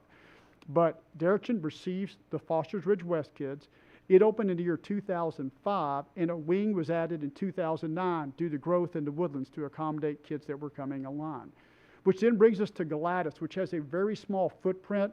It is bounded by 2 churches on either side of it. It has very little room for parking, perhaps, maybe, possibly 1 more portable single if we use some advanced engineering, but Galatas Elementary is really in a bind for space. Which then brings us to Mitchell Intermediate, which I mentioned earlier, and I appreciate Dr. Klepesky being here tonight. She does a great job steering that school. But if you look here at Mitchell Intermediate, it is at 109% of capacity, and it has added 50 students in exactly 1 year, dating back to September. But an interesting tidbit that may only interest me regarding Mitchell Intermediate is the district had to build a wing on the Mitchell Intermediate in 1997. The school was opened in the year 1996. So that's how fast the area was growing for Mitchell Intermediate, which then brings us to Powell Intermediate. Once again, the picture says more than I could ever say. Maybe possibly one more portable classroom if we had to, but we do not want to encroach on the playground. It is a small playground at Powell, so Powell is in need of help. This is an important slide because this shows you the chronology of history of rezoning in the Woodlands High School feeder dating back really over the last 2 decades, where you see hash marks, and I have little yellow fly-ins or goldenrod fly-ins that show you where areas were rezoned in either 2020 or the year 2022, as well as you see up there the Berkshire Woodland Singular Apartments, which are on 1488, opposite Coop Chicken and the entrance to Carriage Hills. You can see it right there. That was rezoned in 2018. But this shows you areas that were rezoned and have hashtags regarding those areas, as well as a legend on the left that shows you some areas where Darrington obviously was opened in 05, some adjustments in 07, and some other adjustments in 2009. Which then brings us to this. So as of today, your attendance boundary committee is working. There are 2 scenarios under consideration right now as I stand here before you for Eisler Elementary. So on the left, you see your current map for the Woodlands High School Elementary feeder zone. And on the right, you see scenario 2.2.1. I think this will help. I will go very quickly. I will go clockwise starting from the bottom. If you look at the very bottom, that purple area, that is Glenlock. The lime green is Galatas. If I keep going clockwise, pink, that would be Colson Tough. That effervescent green is Darrington. The brown, tan brown, whatever, brownish on the left there, that is Buckaloo. The blue color is Bush. And what I would probably call peach or orangish, that is Powell. So on the left, you see the current map. You see the current recommendation by the committee, or at least we're considering or vetting. And I would draw your attention to the top, also known as the north, and you see in gray what would be the outline potential resulting initial attendance boundary for Eisler. Everything in gray, it would encompass River's Edge, Eastern Foster's Ridge, and Western Foster's Ridge. Everything in gray. And then adjustments that you would see to help relieve Bush, relieve Buckaloo, relieve Powell, and relieve overcrowding at Galatas. And the most notable thing down south is that Colson Tough would fit neatly inside Kirkendall if you look in the south. Now, here is the intermediate version of that same map because it's all connected, because it's a K-6 school. This is what it would look like in the end at the K-6 level, just to emphasize the major ones in point that are in play. That blue, that Houston-Oler blue, that is Mitchell. Also, the pink color would be Colson Tough, and what I'm calling effervescent green, because I really don't know what color that is, that would be Darrington there in the left or the west. Now, that brings us to scenario 4.1. And interesting things about 4.1 compared to 2.2.1 is that in 4.1, you see River's Edge would go to Eisler, and the eastern section only of Foster's Ridge would go to Eisler. And you would see section 83F that is there on the left that currently go to Darrington would not be asked to move yet again when they were moved actually in the year 2022. And then you can see the other tweaks that go along. The biggest thing that the committee likes about this particular zone, this does not ask any family or planning zone to move that has been touched in the last 15 years. The only people that would be moving would be the kids that were actually, and the families that were actually going to the brand new Eisler Elementary. So that is a key factor. And once again, the hashtags show you areas that were moved in the past few years. So here is the intermediate map that accompanies that, and you can see how it would work together. So instead of Galatas in the south, it would involve Mitchell, and this is 4.1. Once again, all this is on the website. You can look at these scenarios and all the others. But this is difficult to see. I will do my best here with the visual acuity I have. Yours is probably better than mine. But if you look at 2.2.1, the keys here is that in the world that we want to live in versus the world we do live in, we have a problem. And that in trying to encompass having River's Edge, Eastern Foster's Ridge, and Western Foster's Ridge all go to Eisler Elementary, it would open nearly 100 students over capacity, and it would grow rapidly from there. If you look at scenario 4, that is at the bottom in that kind of outlined blue and the larger font in black, is that basically almost every school in the feeder zone would be under capacity. Darrington would be right at capacity with a little over 100 kids less than what it has right now. And that is in scenario 4.1. Another way of looking at it is this slide here. If you look at this slide, think of it as golf and not football. Lower numbers are better. And so if you look at it, what you'll see is the number of kids that would be impacted outgoing and incoming. So what you would see specifically with 4.1 is the overwhelming majority of kids that would be impacted in the rezoning would be kids that were going to Eisler Elementary. So that is the outgoing and incoming current student comparison. That brings us to Campbell Elementary.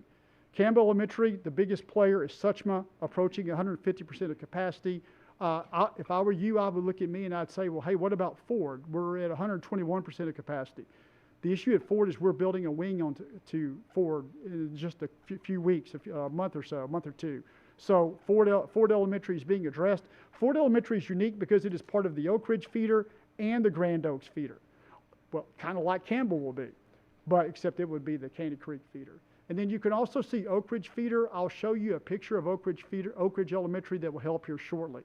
You can't tell the story of rezoning of Campbell Elementary without showing the area that surrounds Suchma.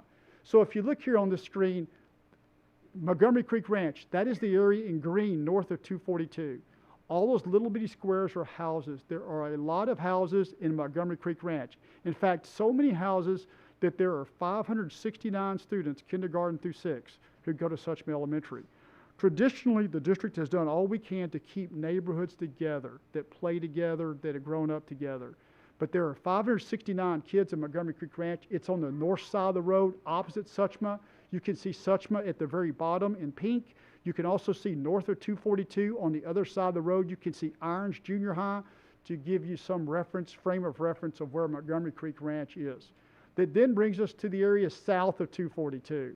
And these are the areas that surround Suchma Elementary, including Harper's Preserve, Tall Timbers, Dogwood Forest. You can see Harper's Trail and you can see the RV park. These are the areas that surround Suchma Elementary. It's worth noting the areas by Suchma on the south side of 242, that is where growth is coming. So we would substantially reduce the size of Suchma Elementary, but Suchma Elementary will rise up again in numbers, although not exceedingly high numbers, but it will come from growth potentially, depending upon what happens, from areas on the south side of 242. Which brings us to Oak Ridge Elementary. Oak Ridge Elementary is located close to 45. You can see the picture here. It's close to Oak Ridge High School Ninthbury campus. In fact, you can see the Oak Ridge High School Ninthbury campus jumping pits at the lower left of your screen. It really has no room for a future portable classroom. We really would have two options: to put it in a parking lot where people park, which would not be good, or that's really the option. So we don't really want to take advantage of that. We don't want to do that. Then Suchma Elementary in the foreground, or the middle foreground, you can see Suchma Elementary. You can see the 24 portable classrooms in the background. You can see Montgomery Creek Ranch on the other side of 242. A key point here at this point, a seminal moment, is that all those neighborhoods that currently go to Suchma have gone there the whole time. All of them on both sides of the road since the school zone was established in the year 2019. Here is a side-by-side map, just like we showed you with Eisler, but this shows you Campbell. This shows you a portion of the Oak Ridge High School Elementary feeder and a portion of the Caney Creek Elementary feeder. Oak Ridge Elementary is represented in pink, Suchma is in blue, and San Jacinto Elementary is represented in yellow. Remember I said San Jacinto Elementary is going to grow? If you see San Jacinto Elementary, all those hash lines there in this particular map represent areas that are high growth areas, and a staggering number of kids that are going to be coming from Ardavia and Mavera. Up there at the very top in the middle, you can see Evergreen. Everything in gray would go to Campbell Elementary. Everything in blue on the right would go to Suchma Elementary, and pink would still say Oak Ridge Elementary. So that is scenario 3 at the elementary level. Commensurately, here is the 5th and 6th grade level. So this is a little different, but it's really the same thing, and that pink is represented now by Vogel, blue by Suchma, and that attendance zone that looks like it's making a muscle in yellow, that is Grangerland Intermediate. Remember, Grangerland Intermediate has some capacity now, but remember, Grangerland Intermediate will also receive all those students from Ardavia and Mavera. So Grangerland is going to grow like a phoenix all over again. And so we're in pretty good shape for Grangerland Intermediate right now. So that is scenario 3 right now. We still have time left in our attendance boundary committee. This is the scenario that we are vetting possibly for Campbell Elementary to bring to you in January. This is what the resulting numbers look like. We effort to try to open a school with 750 kids, especially a fast-growing school, and Campbell is going to be the epitome of a fast-growing school. But if you look at Campbell Elementary here, by the time we got the school started in August, it'd be 704 students today. It's very reasonable to think it would be 750 students by August of 2025. Here's the impact, and really the impact here, all the impact are students that are actually going to Campbell Elementary, which is an important point. So questions families have at this juncture, and I'm going to cover just really a couple questions, but there are many, many questions answered at the website. If people watching want to go look at it, or anyone, as I would say, as Mrs. Odenweller referenced in the studio audience, you can go look at. But so let's say our family specifically purchased our home to attend the schools we're currently attending. Why are you considering rezoning our school? We don't rezone for the sake of rezoning. When we grow this fast, just like other districts, periodically we have to rezone. We build schools. We want to have attendance boundaries that when you look at them, that make sense. We want to have attendance boundaries that where, if at all possible, I'm not driving by 1 or 2 schools and waving at that school to get to my school. And so that's a challenge. So that's really part of it, and that's why we periodically rezone and do the very best we can. So because Campbell is impacting both the elementary feeders of Oak Ridge High School Elementary Feeder and the Caney Creek Elementary Feeder, someone might ask, well, does this impact the Oak Ridge or Caney Creek junior high or high school patterns? And the answer is absolutely not. Those would not be touched. Okay, so you're going to look at this slide. It's a little scary. It's a lot of words, and I'm going to try to succinctly synthesize this in a way that's understandable. So first off, in our history, if a student is going into the last year at their school, we traditionally allow them to have a transfer and stay there. So here's an example. Say I'm a student, I'm a 3rd grader at Oak Ridge Elementary, and say I'm being rezoned to Campbell Elementary in 4th grade. My parent or guardian could ask for a transfer, and I could stay at Oak Ridge Elementary, provided my parent or guardian would provide transportation. But yet there's more. If I was going to be a 4th grader next year at Oak Ridge Elementary, and let's say I had younger siblings, let's say I had an incoming 2nd grade brother and an incoming 1st grade sister, my parent or guardian, they could ask for a transfer, and myself as a 4th grader and my siblings could all go to Oak Ridge Elementary next year, provided that I provided transportation. Now, that is the overwhelming majority of transfer issues that would come up. There is a less common issue. It's a little more complicated, and I will try to say this in a way that my East Texas mind will allow it to make sense. And that is, first off, imagine I'm a 4th grader at Galatas Elementary. Okay, so I am in my last year right now. I was at Galatas. I'm a Greyhound. I was there today. Thank you, Mrs. Wilker, for being here tonight. But if you're a 4th grader there, and let's say I'm rezoned, to Darrington, which is a K-6 school, or I'm rezoned to Colson Tough, which is a K-6 school, where otherwise I would have gone to Mitchell with my cohort of peers, which is a 5th or 6th grade school.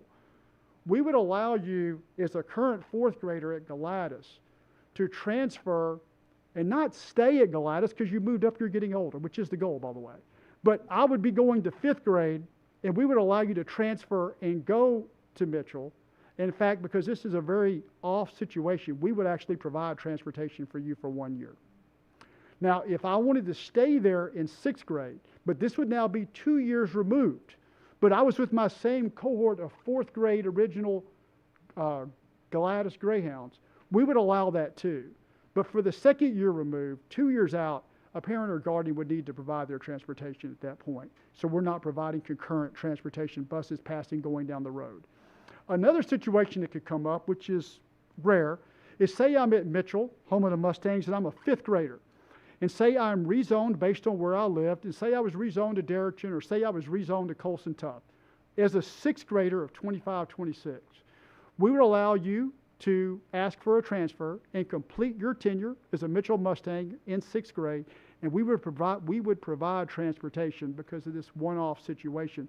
We would provide transportation, and then in 7th grade, you would all come back together and you would all be McCullough Highlanders. So that's complicated. I hope I explained it in a way that made sense.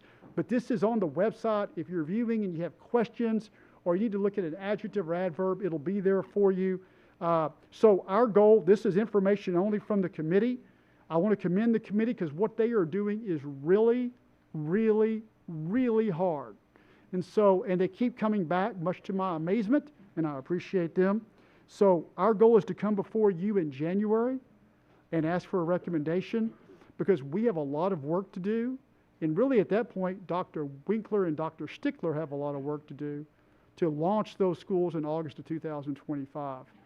We will continue to keep our website updated if questions come up. And that is everything I have, and I'm here to answer questions for you, and I hope this informational presentation was helpful.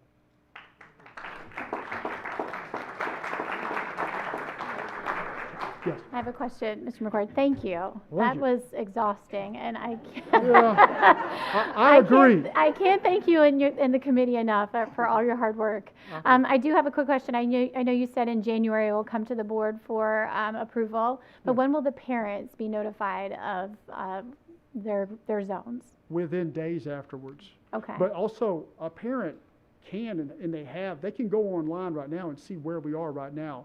But Okay, Dr. good. Winkler and her team would move into action, and they're awesome, and we'd be letting people know Okay. all the possibilities, including the transfer options, within just days. Okay. It would take a few days because we need to get planning zones Sure. lined up, but we would try to do it and make it seamless and make wherever they go awesome. Yep.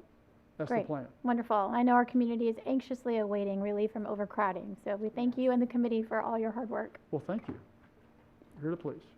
Any other questions?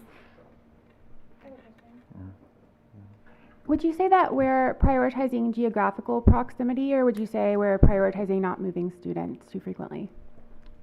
This is a little bit of a cop-out, but really both. But they're really joined together. And I would tell you this, is if you look at the Woodlands High School elementary zone, and I'll zoom back here, what you see here is an effort by the district, extraordinary effort through the years, that they went through to make what we had with what we had available as far as seats work. So we're currently at 110% of capacity of intermediate schools in the Woodlands when you take them all together, and we're at 104% of capacity for elementary schools. So, but if you look at this on the left, that is attendance boundaries committees throughout the year that have worked hard, even though it may look odd, especially in the north, to make the facilities we have as a fiscally responsible conservative district work. But we consider all those things, but we want to we take roads, rivers, left turns, all those things matter, and we try to put it together in a package. And like I said, and it sounded like I was being cute, but I was really being serious. On that tile, everything is something, but nothing was everything. So I don't know if I answered, but I tried. Thank So you. it's important. Geography is important. So. I know that, you mentioned that students could receive transportation if they're 5th or 6th grade under special circumstances. I also know that we have a bus driver shortage. How many students usually opt for options like that? Is it a couple of kids on a bus and we're now creating a route, or is it filling a bus when we offer these alternatives? When we offer it, most kids choose to go to the school of which they are now zoned. So it's not that many kids. So you'll have a couple of kids that are now on a route going to their previous school? It would be more than a couple, but it's not as many as you would expect. But also, they have to qualify for transportation. So it also comes down to the qualifications. So every situation is going to be different. So we just try to put it together, and we try to do the best we can. But really, when I talked about those transfer possibilities, the top half, that is, I don't have data, but it's 90-something% of all the transfers. It's very few kids, but it's some. But even though it's a kid, it's diesel, and it's a driver. It's a Right. bus driving through a neighborhood. Hope that helps.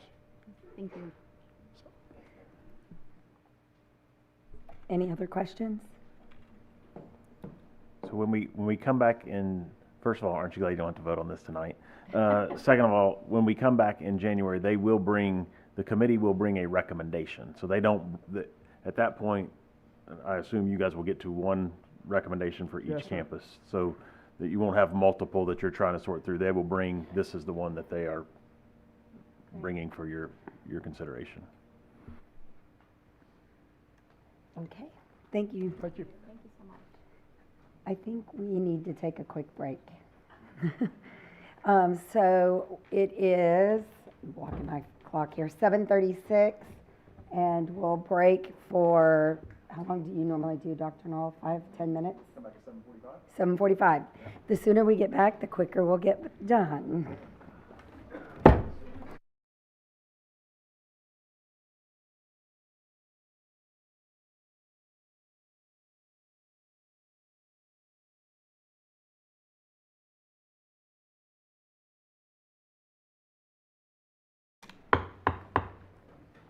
I know that was wimpy, wimpy, wimpy.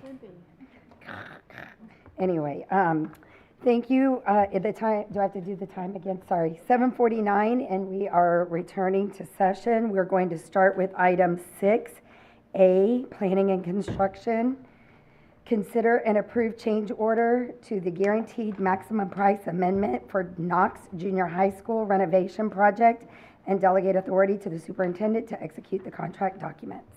If I could interrupt just Yes. 1 second. Yes, sir. I'd like to give a volleyball update. Our College Park Cavaliers fell tonight, so they had a great run to the semifinals, unbelievable.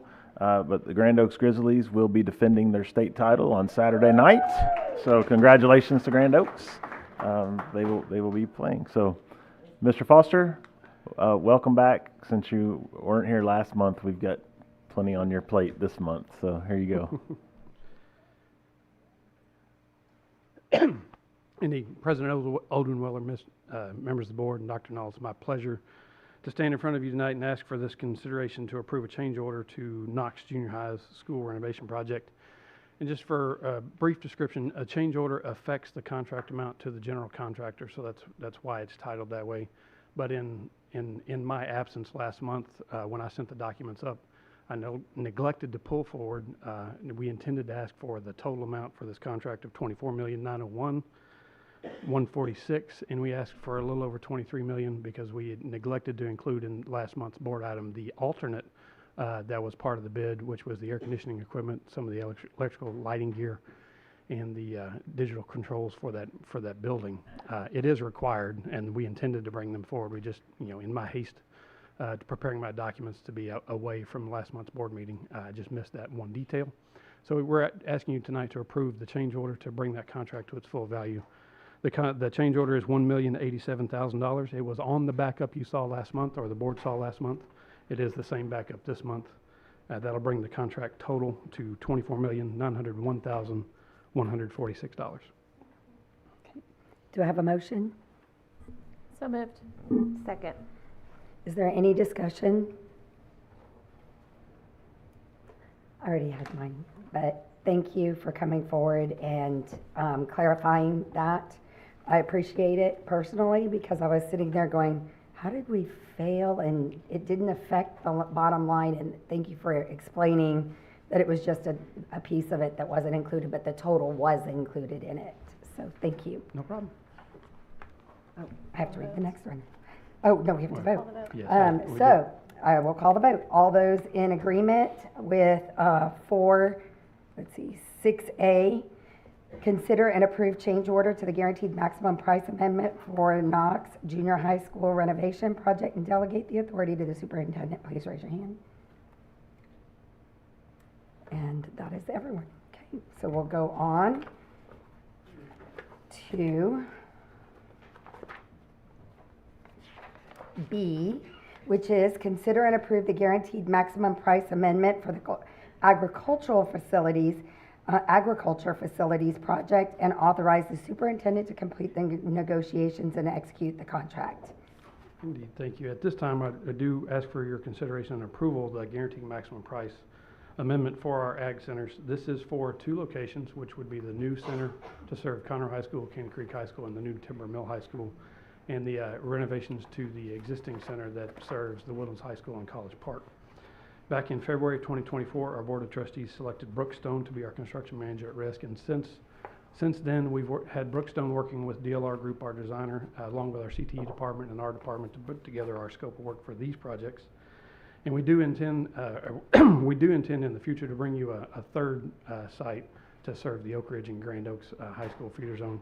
But at this time, we're bringing forward for your approval the first two for a grand total of $11,054,511. And this time, we need your approval. Do we have a motion? So moved. Second? Second. Is there any discussion? Okay, then we'll go ahead and move for the vote on this item. All those in favor, raise your hand. Okay, moving on to C. Consider and approve change order to the guaranteed maximum price amendment for the Timber Mill High School construction project and authorize the superintendent to negotiate and execute the contract documents. Do I have a motion? Motion right here. Do I have a second? Second. All right, discussion? Mr. Foster, you want to share? Presentation, sorry, forgot your presentation. I'd be happy to. I'm trying to move right along. Indeed, what we are here to ask for your approval to what is really the second phase of a two-phase process to build Timber Mill High School. So back in the summer, we had brought forward the first phase, which is the clearing and mass grading of that site. So that process was approved and has been started. Since then, we were able to also work with our construction manager at risk, PBK, our designer, in a litany of departments in Conroe ISD to put together and complete the bidding documents for the trade bids for the rest of that project, which is the building, the fields, the parking lots, all the things that make it Timber Mill High School. So we did put together a bid. We had a really good response from the subcontractor market with over 499 bids for this project, so it did attract great attention in the marketplace. Joris did put together a proposal for the second phase of $302,878,916, which is the approval we're asking for tonight, and that'll bring the total contract for Timber Mill High School to $307,345,134, which does meet our budget target that we advertised through the 2023 bond process. So we're requesting your approval of the change order at this time. Okay, now I can ask for discussion. Absolutely. Is there any questions? I do have a few questions, Mr. Sure. Foster. I spoke to Dr. Knoll today because this particular agenda item caught my attention. I think just in good conscience, I think that, yes, we did advertise this as it is budgeted during our bond proposal. The 307, that, as Dr. Knoll explained to me over the phone, that includes all-in costs for the construction of the high school. And so I look back at the last high school we constructed, which was Grand Oaks, given it was 9 years ago when that high school was bid out, right? 9 to 10? Yeah, it was So- 2015 when they took bids. Right, 2015, seems like yesterday. And I was just comparing the two, that overall price we paid for the construction of that high school, the most recent high school, Grand Oaks, was around half of what we're spending on this one. Just wanted you to confirm for me that what the increase in costs have been that you've seen over that 10-year span contributing to the increase. Well, I mean, construction costs in general have outpaced consumer inflation by leaps and bounds over the last decade. If you look back over the last 10 or 12 years, it's averaged about 6.5% per year, which a couple of years in there, we had 20 and 30% construction cost inflation. And if you look back at our GMPs for elementary schools, you can see those trends because they happen almost annually. And then there's a huge jump in there when we built Gordon Reed Elementary and then Hines Elementary. Those were the two elementaries that took the biggest hit on construction inflation. Generally speaking, everything across the board costs more. I mean, just over time, things cost more. But when you look back across the analysis, I mean, one, Timber Mill is 41% larger than Grand Oaks High School, so it's physically bigger and cost more per square foot today than it did 10 years ago. But if you take if you just do some just straight line math, what we paid for Grand Oaks High School, increase that by 41%, and then do the 6.5% annual inflation, the target today would have been about $337 million. So coming in at 307 actually beat what we feel like is the inflation average for our area in construction. But we've been tracking that. We've watched some friends in neighboring districts bid high school recently. Our dollars per square foot beat their dollars per square foot. I mean, so we track and measure ourselves against the marketplace and try to make sure we're getting the best value we can for our money. Okay. So do you see that the market will stabilize anytime, or you see the same increase happening as we move forward into the next 5 to 10 years? So right now, when you look at the industry average, it's all crystal ball and what ifs, right? So the bond referendum in HISD not passing actually has a beneficial effect on our marketplace. So people that would have been chasing that work are now going to compete for ours. Mainly at the subcontractor level, that's where we need more competition. Because as we put more projects on the marketplace, there are only so many plumbers, for example. Over the next, as we go through Christmas and into next year, we'll have somewhere around 40 projects or 40 campuses that are in some manner of work. So we're using a lot of those resources on our work currently. Now, the biggest portion of our work, and that's part of our overall strategy to save money when you look at the bond macro, is to get our big work out quickly. So the high school's out, the elementary schools are out, the new ground-up schools are out, the junior high, and I was at a bid today for our 9th grade campus, and we've got a bid later this week for our new junior high in the Conroe feeder. So we're hitting those at what feels like the sweet spot in the market. So I think the prices are as good as they're going to get, but we do anticipate some increases as we move forward. When residential interest rates come down, which it looks like they are, commercial construction costs tend to go up. But not having that extra $4.5 billion worth of work just south of us is going to help a great deal, help us manage those overall. Thank you for staying on top of that. I know that you're the guy just to stay on top of it, and appreciate you helping us be good stewards of our taxpayer dollars. I'm happy to answer questions. Thank you. So, do I have, have any more conversation? Are we ready to take a vote? Okay, all those in favor of approving this, show by the uplifted hand. Okay, there you go. Moving on to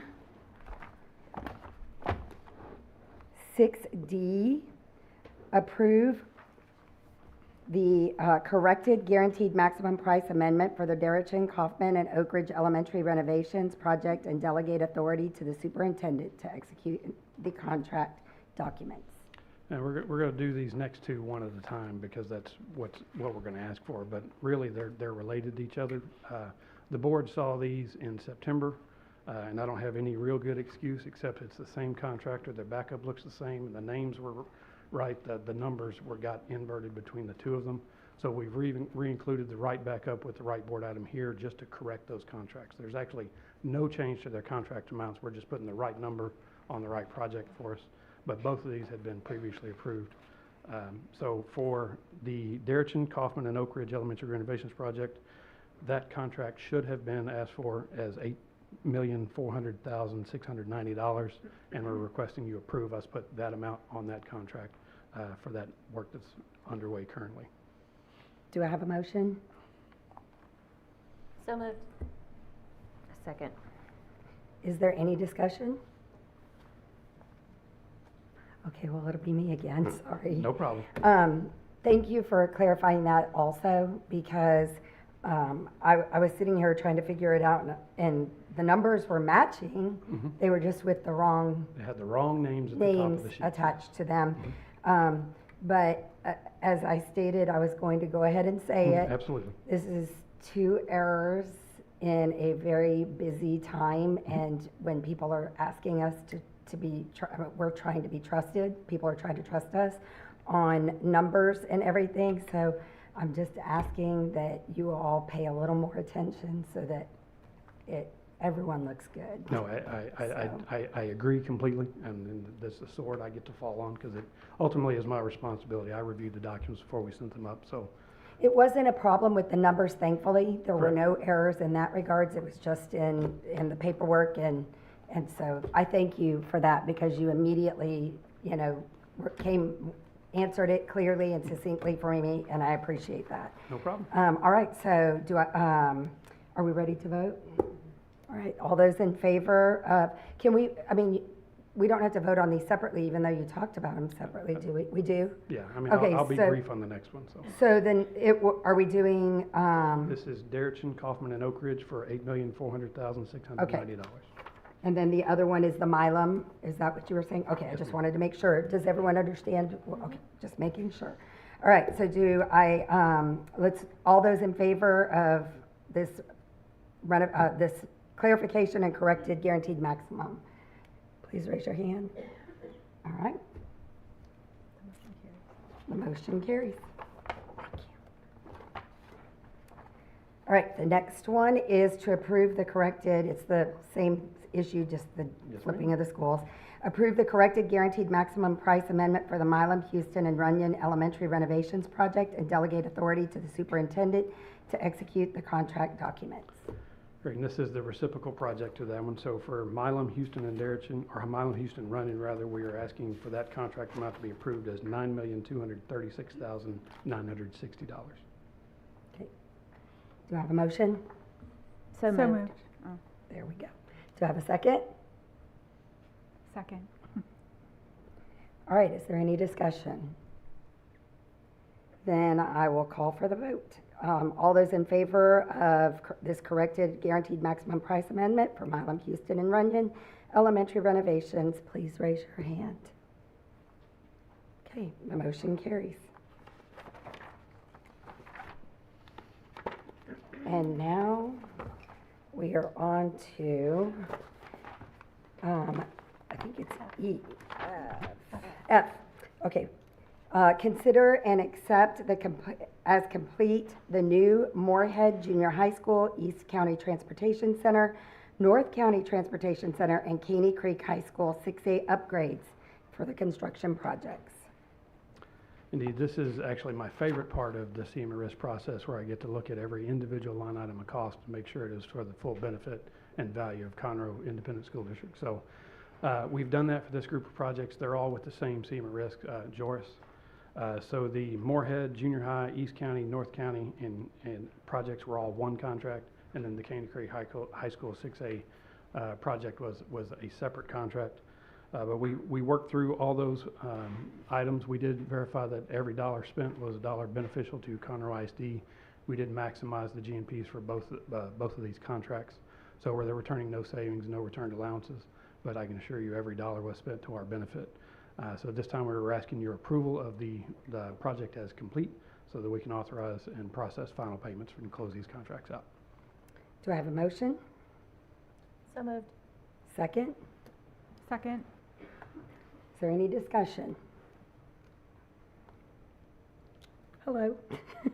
So we have some new members, and so I wanted to bring this question to you because I wanted to understand this better, so I thought it would be a good time to do it. Sure. Could you explain when we're doing the CM at risk versus other options, we choose to do CM at risk versus a competitive sealed proposal. Could you explain why we do one over the other? And could you explain what CM at risk means? Indeed. Well, so CM at risk is construction manager at risk. So we partner a construction manager with our design team, and we have a budget target we're working towards. So we develop the scope of work, the plans, and everything towards that budget target.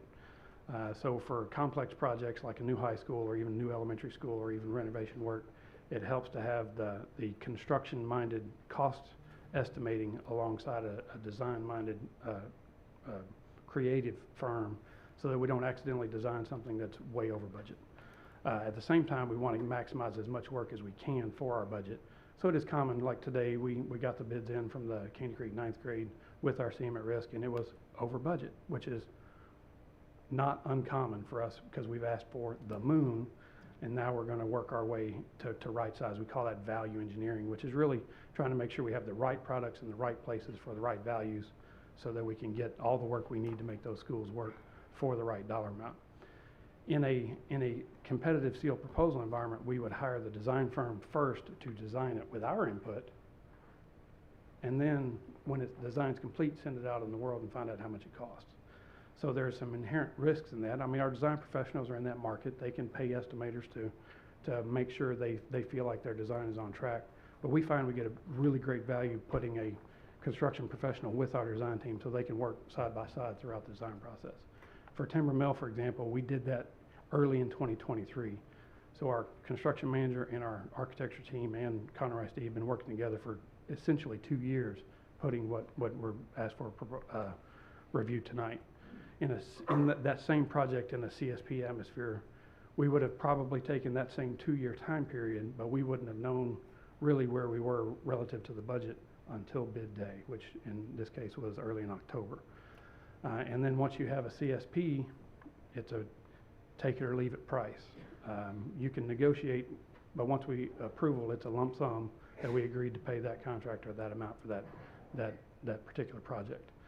So I don't get to open the books and look at every line item of cost and see if they're charging T-shirts or lunches or whatever they're charging to the project. It is what it is. So we agreed to pay them a CSP price, and that's what we're in for.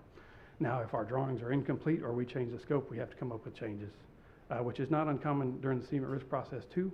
But we carry contingencies and allowances in the CSP in the CMIT risk projects in order to handle that. If we hit it on the head and nobody makes any changes, then there's money coming back to us at the end that we can apply to other projects.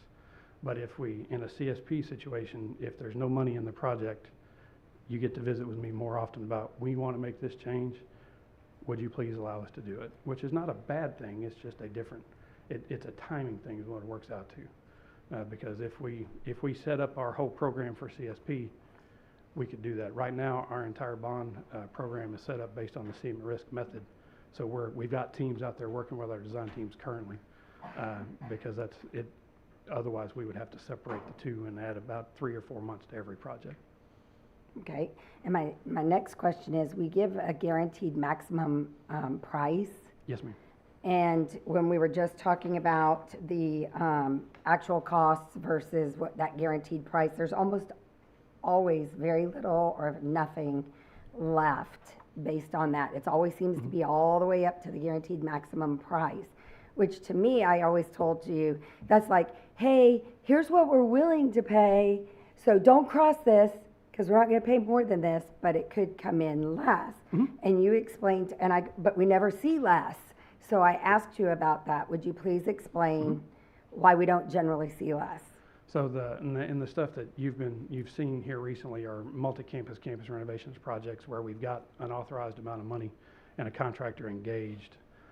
So when there's savings with that contractor that we the district have agreed to authorize for that campus, then we want to maximize the value for that campus. So if, like, we may be able to afford a generator with that savings, and we could, we could create a policy to bring all savings back and then authorize the spending of it. But we have historically been able to take that savings, apply it to the benefit on that campus.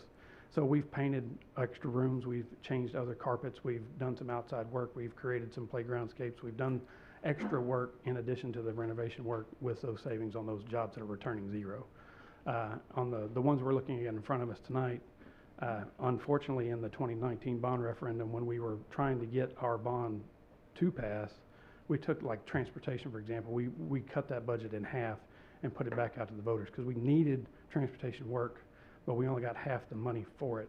So we spent savings and everything and squeezed a turnip real hard, and they're actually in the back of the room going right now because we got maximum benefit for these dollars for the district, and even then some. The CMIT risk here took some risk, and the risk got them if you read the numbers. But that's, kind of how the ball bounces sometimes. So thank you. I just wanted the new members to actually hear that. All right, so any other conversation, discussion?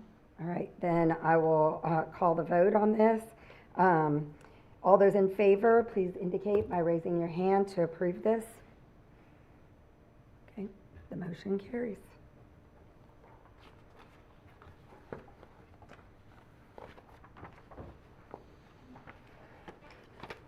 All right, the last one we don't have to vote on.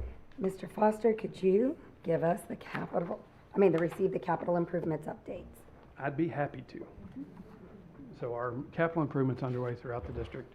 starting with our safety and security project, this is a 2019 bond referendum project, and it is in the winding down phases currently. So we're working with our authority having jurisdiction for most of these works. It's the fire marshal in Montgomery County. So they've been working through these campuses, making sure the systems that we installed and commissioned over the summer are doing what they're supposed to do when they're supposed to do it. That is on schedule. We'll be wrapping that up with the fire marshal's office and any other jurisdictions during the Christmas break. So the project next month would be our last physical update for it, and then we'll begin the closeout process for that one. Conroe High School, this is the major renovation of Conroe High School. So you can see from our overhead picture here, the dirt in the middle of the project is turning red, which is beginning the foundation work for that new front entry that actually connects the athletics wing to the rest of the building. And in the kind of center left of the screen is the new parking area that was formerly athletics at Conroe High School. So that project is underway. The foundations, the retaining walls that help us level out that building and create fewer floor-to-floor transitions is well underway, and we're dodging rainstorms and making sure they're doing good work there. But there's a lot of work happening and is doing it very well currently. And we anticipate that project wrapping up in 2026. So Eisler Elementary School, so this is the old Conroe Road site that you heard the update from zoning on today. So from this picture, you see the roof and masonry is started on that campus, so that we'll begin bringing those walls in. It looks like it's behind Flex 25 or at Campbell. It is on schedule for opening, and our contractor is the same contractor for both, and they're actually competing with themselves currently to bring them both online, so they finish at the same time. They're both, this one is on schedule, the other one is slightly ahead of it, but opening for 25 is where we're targeted. So at Campbell Elementary, you see here there's just a little bit more roof and a little bit more masonry started on that project. It is, like I said, on schedule for opening in August 25 and moving along nicely. Grand Oaks, it's our 7th, 8th, and 9th grade campus. Steel has arrived on that site, so columns and whatnot are beginning to go up. You can see the crane in the picture now working over that building slab, and the little blue outlines on the other end of the site are the grade beams, and they're beginning to form the slab and foundations on that end of the building. So they'll be erecting steel as they're pouring the concrete around that footprint of that building. It is currently on schedule, and we're going to open it in January of 2027. So Timber Mill High School, which thank you for just approving earlier. This is the clearing and grading package. So the site is mostly cleared at this point. They're moving the dirt around on the site. And then with the approval of the building package, the contracting mechanism begins for getting all the subs and everything online for the next phase of that work. It is currently on schedule and will schedule for students to open for students in August of 2027. Now, Conroe High School tennis, which is our Conroe High School varsity tennis program housed at the 9th grade campus. You can see here the pretty flat dirt. That's my favorite part of the construction, is seeing the flat dirt before we mess it up with all the other stuff. But the tennis courts here are being formed up, getting ready to pour those, and everything is on target to be ready for tennis when the students return from the winter break in January. Moving to our critical infrastructure project, Snyder, Tuff, and Collins was approved and is underway. So mainly we're ordering equipment and doing work that you can't see during the school year, evenings and weekends, doing wiring and whatnot above the ceilings. So that project is contracted and beginning to mobilize now. Armstrong, Austin, Burnham Woods, and Broadway, critical infrastructure there too. We're beginning to start the roof work in December at Burnham Woods Elementary, but again, that's mainly an ordering and procurement of equipment, getting ready for the work that will be installed over the summer. The wiring and whatnot is happening in the evenings and weekends currently. At Derrickson, Kaufman, Oak Ridge, that is the contract amount debacle we rectified in our previous items. And Milam, Houston, Runyon, those projects are underway too. The roof work at Milam has begun, and then all the critical infrastructure for wiring and above ceiling work is underway evenings and weekends on those as well. At Knox Junior High, the renovation of that campus, where we're creating a new admin, new library, and then freshening up the main interior of that campus, re-roofing sections of it, and doing our safety upgrades there. That contractor is underway. We're in the first phase of the demolition of the first wing of that building. So it is currently on schedule and will be there through August of 2026. Now, Buckaloo, Haley, Creighton, and Ford. This is the first 4 of our gym additions projects. Again, we have the same contractor across all 4 of these campuses. We've been working through them through budget and contracting issues. We expect to be mobilizing. We're beginning to move portables over the Thanksgiving break and mobilizing on sites the first week of December. We're working with the campuses we had a meeting with Buckaloo earlier. We're meeting with the other campuses to outline the logistics on their sites and what changes are going to affect, and work with them to try to minimize their disruptions daily. But those projects are currently beginning and will be there through December of 2025. And that's our current update. Thank you very much. Anyone have any questions? All right, thank you, Mr. You're Foster. welcome. Thank you. Okay, moving on to 7A, consider and award RFP 24-08-06 catering services with Ms. Karen Garza. Come on. Good evening, President Odenweller, members of the board, and Dr. Knoll. I wanted to take this opportunity this evening to provide a little bit of education for our new trustees on what they can expect each month as Mr. Broussard, our Director of Purchasing, presents the purchasing items that are on the posted agenda. So Chapter 44031 of the Texas Education Code requires the district to use competitively bid contracts for categories of goods and services in which we spend in excess of $50,000 in a given fiscal year.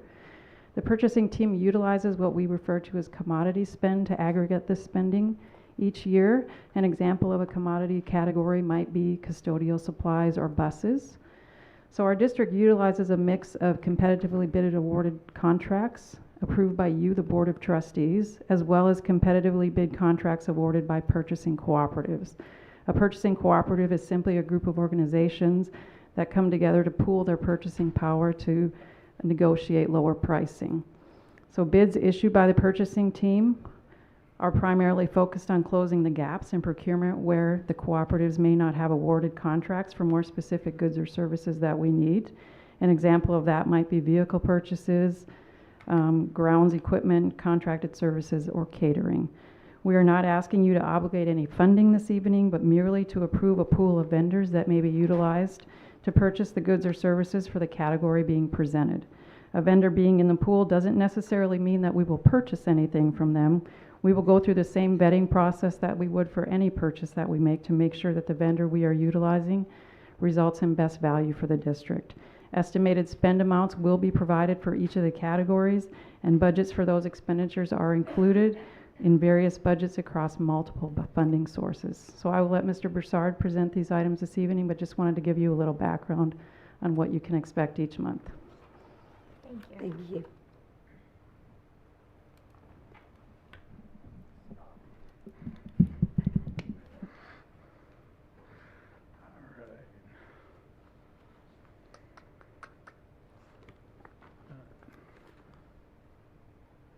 President Odenweller, members of the board, Dr. Knoll. I want to first say I made her take out all the stuff that she said about me that was really nice because I thought the finance floor would, take it for it. So, you three know me, so you can share amongst yourselves.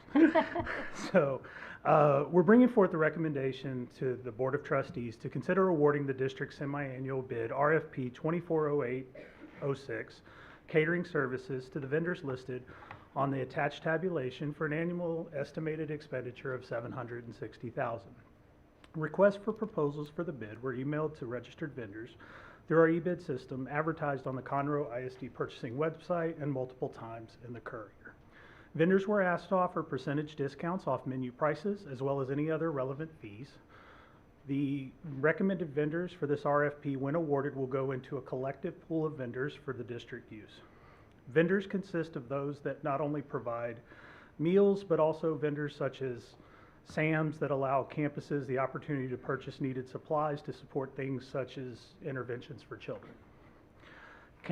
Contracts with awarded vendors will remain firm through November 2025, automatically renewing for 4 additional one-year terms, unless either party requests to cancel through November 2029. Proposals were evaluated by the purchasing department, and at this time, we're requesting your approval. Do I have a motion? Do I have a motion? So moved. Second? Second. Is there any discussion? Anyone have questions? Okay, all those in favor of approving RFP 24-08-06, please raise your hand. And the motion carries. Okay, on to consider and award RFP 24-08-08 CTE instructional supplies. Did I get? Do you have 7? Hold on, I think I 0807? just missed the, Yeah. here it is, my bad, sorry. 24 dash, let me just start over on that. Consider and award RFP 24-08-07 instructional supplies and materials for the classroom, which happened to be, I apologize, 7B. All right, we're also bringing forth the recommendation to the Board of Trustees, consider awarding the district's semi-annual bid RFP 24-0807, instructional supplies for materials in the classroom, to the vendors listed on the attached tabulation for an annual estimated expenditure of $18.5 million. Requests for proposals for this bid were emailed to registered vendors through our eBid system, advertised on the Conroe ISD purchasing website, and multiple times in the Courier. Vendors were asked to offer a percentage discount off shelf or catalog prices. The recommended vendors for this RFP, when awarded, will go into the collective pool of vendors for the district use. Purchases may include books, workbooks, site licenses, subscriptions, and other supplies for instructional use. The bid provides the vendors the opportunity to do business with the district. Content must still go through the necessary approvals to be vetted. Contracts will remain firm through November 2025, automatically renewing for 4 additional one-year terms unless either party requests to cancel through November 2029. Proposals were evaluated by the Teaching and Learning Department and reviewed by the Purchasing Department, and at this time, we're requesting your approval. Okay, do I have a motion? I move that we move this instructional supplies and materials for the classroom to our December workshop, just to give the board additional time to review this RFP. Do we have a second? Second. Is there any discussion? So I guess we'll call a vote on that. All those in favor of tabling this or moving it to the December meeting, I should say, please lift your hand to show your approval. Okay, the motion carries. So we'll.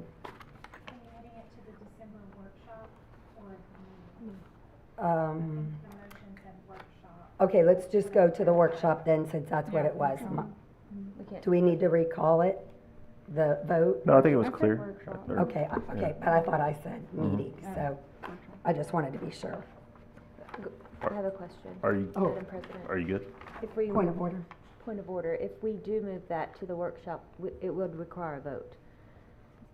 Is that, okay, okay, just making sure I understand. Yes, We would have to vote on it. yeah, so it'd have to be, you'd have 2 options, really. You would have either you discuss it at the workshop and then it would come back at the December board meeting, or the December workshop turns into a special meeting, which it kind of is. We just would post it as an action item, and you could vote that night if you chose to. So we can figure that out in the future. Post it Yes, for- as long as we post it appropriately. I think we the can do it. major concern was just more time to be able to look through it. Okay. Because there was a lot going on during this Yeah, time, that's so. Okay, and I didn't mean to speak for you, but I thought that's what you were saying. Okay, so then the next one now is the CTE 7B, C, consider and award RFP 24-08-08 Career Technical Education, CTE materials, supplies, and equipment. So next, we're bringing forth the recommendation that the Board of Trustees consider awarding the district's semi-annual bid RFP 24-08-08 CTE instructional supplies and equipment to the vendors listed on the attached tabulation for an estimated expenditure of $990,000. Requests for proposals for this bid were emailed to registered vendors through the eBid system, advertised on the CISD purchasing website, and multiple times in the Courier. Vendors were asked to offer percentage discounts off shelf or catalog prices. The recommended vendors for this RFP, when awarded, will go into a collective pool of vendors for district use. The CTE instructional supplies and equipment vendors are utilized primarily to support CISD's exceptional and not to mention award-winning CTE department. and programs. Contracts will remain firm through November 2025, automatically renewing for 4 additional one-year terms unless either party requests to cancel through November 2029. Proposals were evaluated by the CTE department and reviewed by the purchasing department, and at this time we are requesting your approval. Madam President, I move that we bump C and item D under business and purchasing, both of those in addition to B to the December workshop, and then a subsequent meeting. CTE materials? That and also D. I'm just going ahead and add that in there so he doesn't have to present. So we bump all three, B, C, D, to December, either the workshop, then a special meeting, or the December meeting for a vote to give more time since we're. Do I have a second? Second. Okay, any discussion? Mr. Broussard, I do have a question. Okay. Is there a deadline that we need to have this in by? I appreciate you asking. Okay, so these are part of semi-annual bids.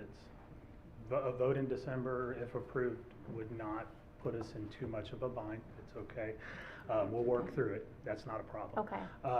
We will go back out for bid. Again, these are bids that are open for like 3 or 4 months. There is, I will tell you, for the contracted service one, although I didn't get to present it, I will just tell you that a few examples of services include, and maybe not specifically for this one, but I do believe there are some, for licensed speech pathologists, therapy services, speech therapy services, RN and LVN one-to-one care, and consulting and professional development. Some of those services are very critical to our SPED department. Okay, So, and you said we don't need to rebid at this point? no, what'll happen is it's a semi-annual, so we'll go out for bid again, but what happens is typically this would be approved. We would then work on our execution of offers, making sure that we have everything in place, and then we would go out for bid in the spring. What happens with some of these too, and again, like I said, it's not as critical. December will be just fine. But what happens is we have some people that we believe are probably coming up for renewal that basically will have expired in November. So November 30th, we can go on a month to month. I mean, it's okay. If this one is critical, we can always do it in the special session, in a special meeting at the workshop timeframe. We could post, my recommendation would be probably do all 3 that night, if we're gonna post it as a special meeting to vote, that way, because it's just, we're adding More options time. for people to, it could save the district money by having more people on the list, so I think the sooner the better. Certainly giving more time is appropriate, but if we could do it the 3rd rather than the 17th, I think it'd be better. All right. All those in favor of going ahead and bumping B, C, and D, we already did B, but C and D, no, we didn't do B. All right. All those in favor of bumping 7, C, and D to the workshop or special meeting on December 3rd? I believe that's right. Raise your hand. Show by the raise of your hand. Okay, motion carries. That was messy. All right. Thank you very much, and thank you for understanding on that. Oh, hey, it was a big month, so it's not a problem. I totally understand. We'll work through it. Thank you, Mr. Broussard. All right, now we're back to Ms. Garza to receive financial reports, please. Good evening once again, President Odenweller, members of the board, and Dr. Null. It's my pleasure to be here this evening to provide you with an overview of our financial update as of October 31st, 2024. First statement you'll see this evening is the balance sheet. Presented here is the general fund, the debt service fund, child nutrition, and self-funded insurance. The balance sheet shows the district's assets, liabilities, and fund balance. In the general fund, total assets of $586.6 million. Debt service, $180.9 million, child nutrition, $11.7 million, and then self-funded insurance, $9.9 million. Our second statement is the income statement. Same 4 categories of funds are displayed here. This shows the district's revenues and expenditures year-to-date through October 31st. In the general fund, year-to-date revenue of totaling $101 million, debt service $1.8 million, child nutrition, 3.6 million, and self-funded insurance, 9.3 million. This is our 2023 bond referendum update. Total amount authorized is 1.972877. We have issued to date 595 million of those bonds. We do plan to schedule the next sale in January of roughly 600 million for our second sale of this bond referendum. Funds encumbered to date, $320.2 million, and then estimated to complete just over 1.6 billion. This is our self-funded insurance plan update for year-to-date through October 2024. October, high utilization in the plan. We ran a deficit of 669,000 for the month. Total for the year-to-date is 511,000. And then our investments as of October 31st, this is total cash amongst all funds. This would include capital projects funds, our debt service fund. All funds combined, $831.7 million. The pools are yielding 5.08%. Our investments with Wood Forest are at 5.07%. And then TCG is at 4.3%. And our combined portfolio, which would include all of these categories, is at 5.018%. And then our benchmark, is the 90-day T-bill, which is running at 4.445. And that's it for our update. Thank you.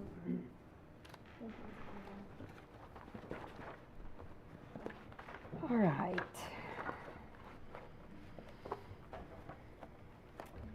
All right.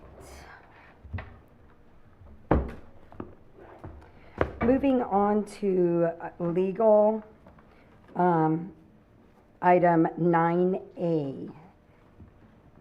Just, I'm missing the first part of that. Where is it? Thank you.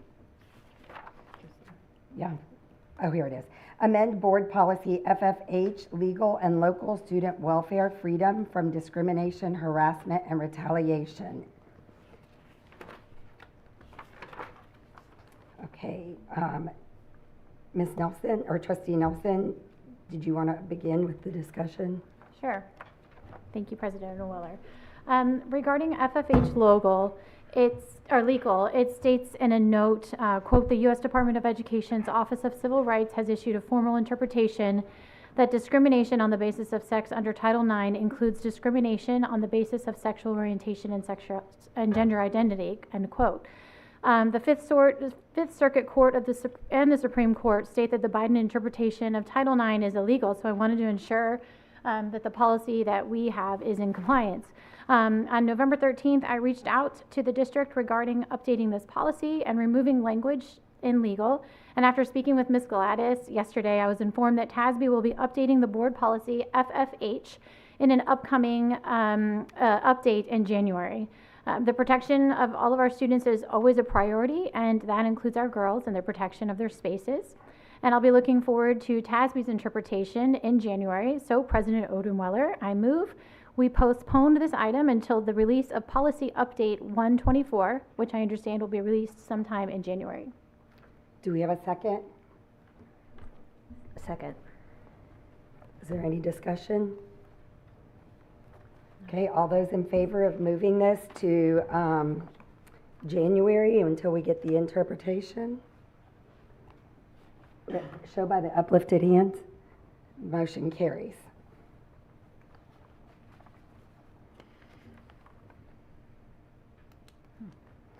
All right, last item on the agenda. We're almost there, folks. Okay, discuss and approve. Oh, it's item number. I think I have to say that. Legal item 9B. Discuss and approve SHAC bylaws to be reinstated and all who applied for the 24-25 be appointed to the SHAC. Do I have a motion? Madam President, I do have a motion. I'm going to make a series of motions related to this topic. My first motion is I move that we reinstate the bylaws by which the Student Health Advisory Council are governed and operate back to those that were adopted and approved by the SHAC in June of 2023. Second. There you go. Any discussion? Okay, all those in, oh, I wanted to say something. As this topic was something that I was interested in having back on the agenda, I just wanted to state, As I've previously stated in numerous board meetings in the past, it was clear the intent of 28.004. In this case, the statute was created and intended for the parents and community to weigh in on topics related to physical and mental health, and from their perspective with a direct line of communication to the board. They were not intended to have to go through a chain of employees, not through a superintendent, but directly to the board in their voice and with their concerns, and only presenting their concerns and advice on topics. We, as a board, are not bound by these suggestions or advice, and we aren't compelled or bound to accept anything they present as marching orders or directives to us. The changes put in place by previous board members put up barriers, roadblocks, and dictated to the SHAC how they would operate and where they would concentrate their work, violating this intent of TEC 28.004. It's for this reason that I asked for this to be reinstated, the reinstated bylaws. So, is there any other discussion? Thank you. Okay. All those in favor of reinstating the original June 2023 bylaws for SHAC, show by the uplifted hands. All right, motion carries. Okay, Madam President, I move also that all members that followed procedures and notified the SHAC Membership Committee of their duties to return and serve another year be appointed to the 24-25 SHAC Council. Student Second. Health Advisory Council. Second. Is there any discussion? I just have a quick question. Yes. I think it was, we had someone speak at public comment that mentioned the number of people that have applied, and that it was in the 60s. Is that correct? I don't know if we have that answer. I don't know how many have applied. Dr. Medford probably has that. Okay. All right, I do have numbers. There were a total of 27 that would be considered non-parents. It's either employees or people who are just community members. Mm-hmm. And then there were 40 parents that applied. Okay. There were 3 current members on SHAC who were appointed by the previous board that did not apply but are currently serving. Okay, great. And, I'm sorry, go ahead. No, go ahead. Of those 27, could you give me the breakdown? I know the 3 that you were just saying that were appointed by previous board. Yes, there are 19 employees, 8 that would be considered not parents, and then there are 4 additional employees that Dr. Knoll appointed that did not apply.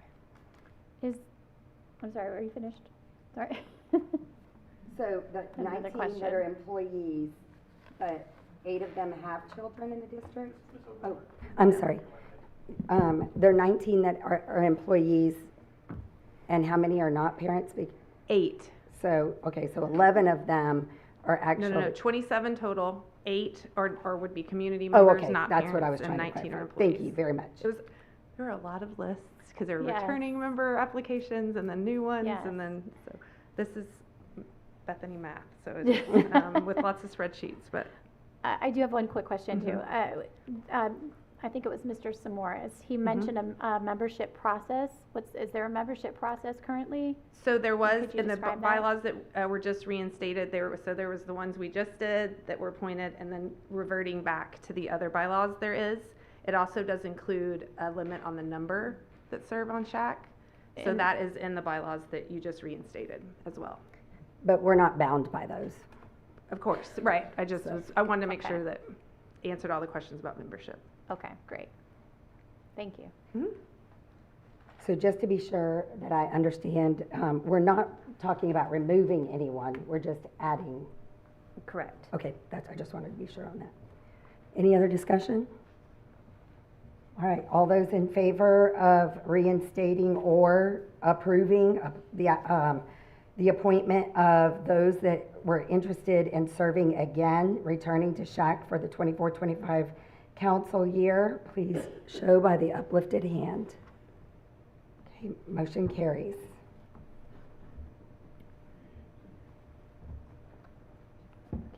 Okay. Are there any other motions? For my third motion, I move that all applicants that followed procedures and are eligible to serve based on the application process be appointed to the 24-25 SHAC. Do I have a second? Second. Any discussion?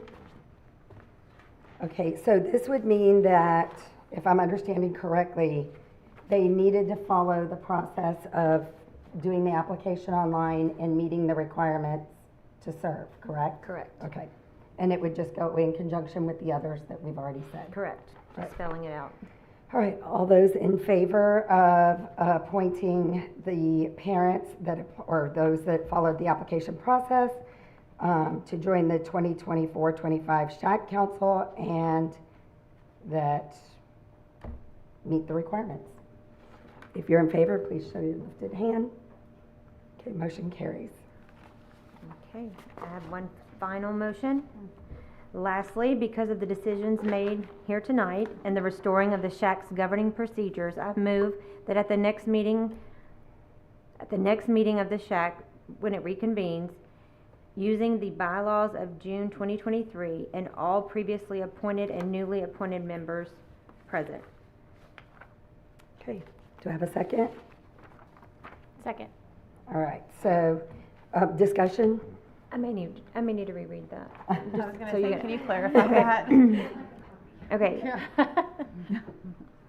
Because of the decisions made here tonight and the restoring of the SHAC's governing procedures, I move that at the next meeting, the SHAC reconvene using the bylaws of June 2023 and all previously appointed and newly appointed members present.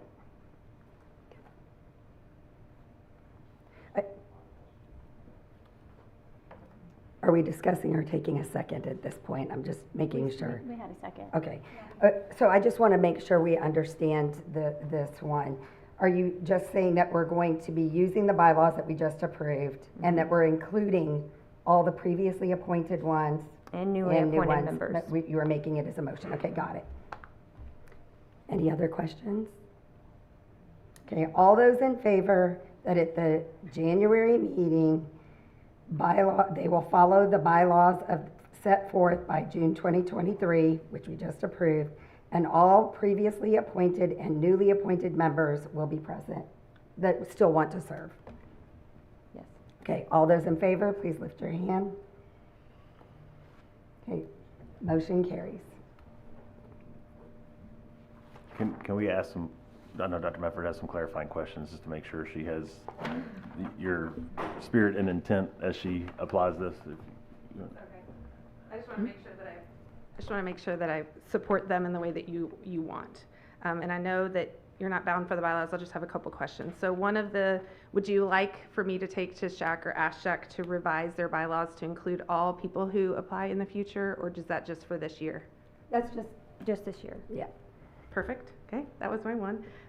Also in there, it talks about the board appointing a coordinator, somebody who works for the district but has non-voting rights. Would you like that to continue to be Dr. Merle? Would you like to appoint someone different? That's up to the SHAC now. That would be up to the newly reconvened SHAC in January. That's part of their bylaws. I would just turn it over to them. Okay, and I just want to make sure, let me find it so I can read it to you. It says,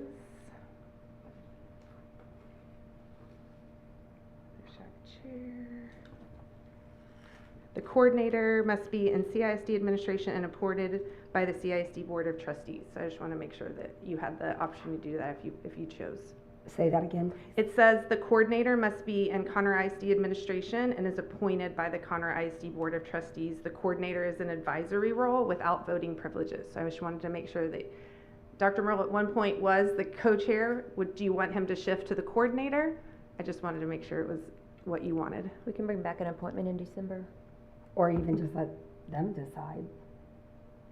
I mean, it's their governance, right? But that's their bylaws. That's their June 2023 bylaws. Yes, ma'am. So that's the bylaws as they are in 23. We can put that on the agenda for December.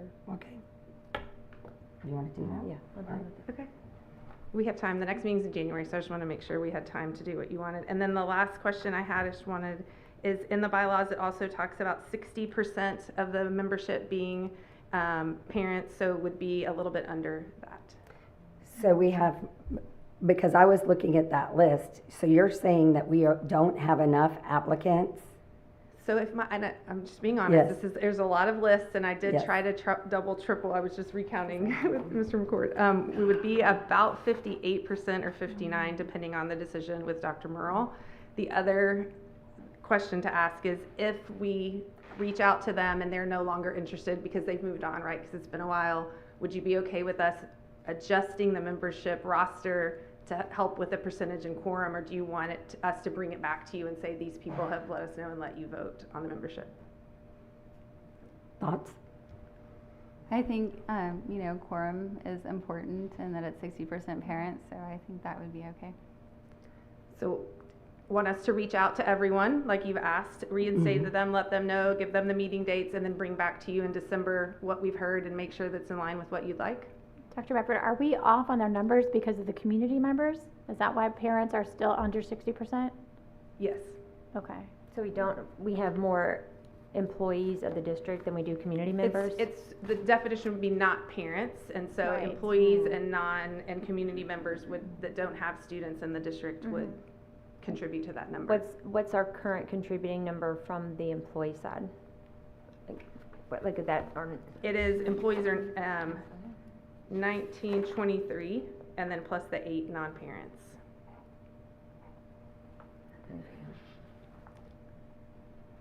Seems like that's where the cuts would be made, so we keep the 60% and the majority parents. Well, let's go ahead and figure out how many, I would agree, but let's first figure out. Who's still interested? Yes, who's still interested, and we may even find some employees are no longer interested. Could be. So let's just check that interest level and go from there. So Because it's not just employees, it's community members too that don't have Correct. kids, so it's that. Correct. It's just non-parents. It's So- non-parents, yeah, so Right. there's 8 of them. Yeah. So I will, I just But wanna there's make sure- 19 employees, Yes. right? Well, 19 and then the 4 that applied and then the 4 that were appointed, so 23 total. So just to clarify, I'm going to reach out to all of these people, all 74, and let them know that what you've asked us to do, let them gauge their interest, and I will bring back that membership list for the December meeting. Did you say four of what were appointed? So there were 4 employees that Dr. Knoll appointed Oh. on his, Oh, at the okay. last time we did this, that did not officially apply. I see. Okay. Like Dr. Todd, Dina Gray, just Dr. Merle So are was they one. still eligible if they didn't apply? Not according to their bylaws. So they may fall off automatically? I believe your motion was to keep everyone who was already Yes. on there. Right. Yes.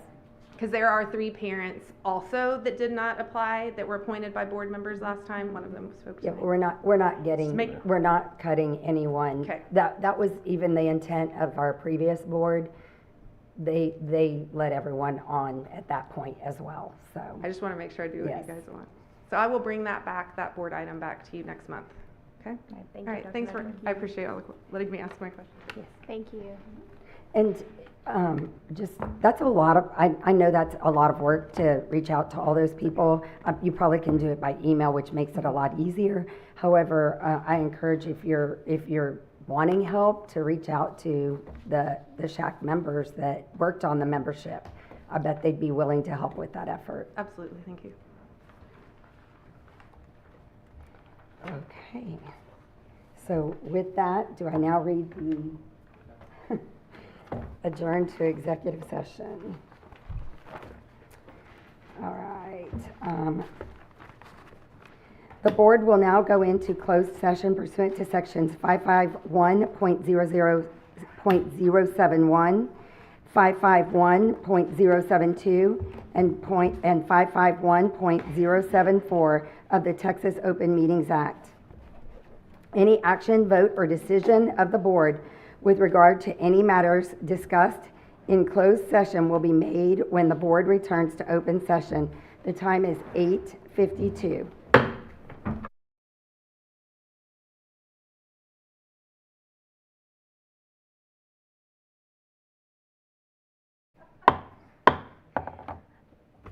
Let the record reflect, it's 9:43, and we are back from executive session. The board is now in open session at 9:43. The next item on the agenda is take requests from trustees regarding future board agenda items. Are there any at this time other than what we've already mentioned? All right, you can just, for the new members, you can always add something in the meantime after tonight, just so you know that. So then I call for a motion to adjourn. So moved. Second? Second. And we are adjourned, 9:44.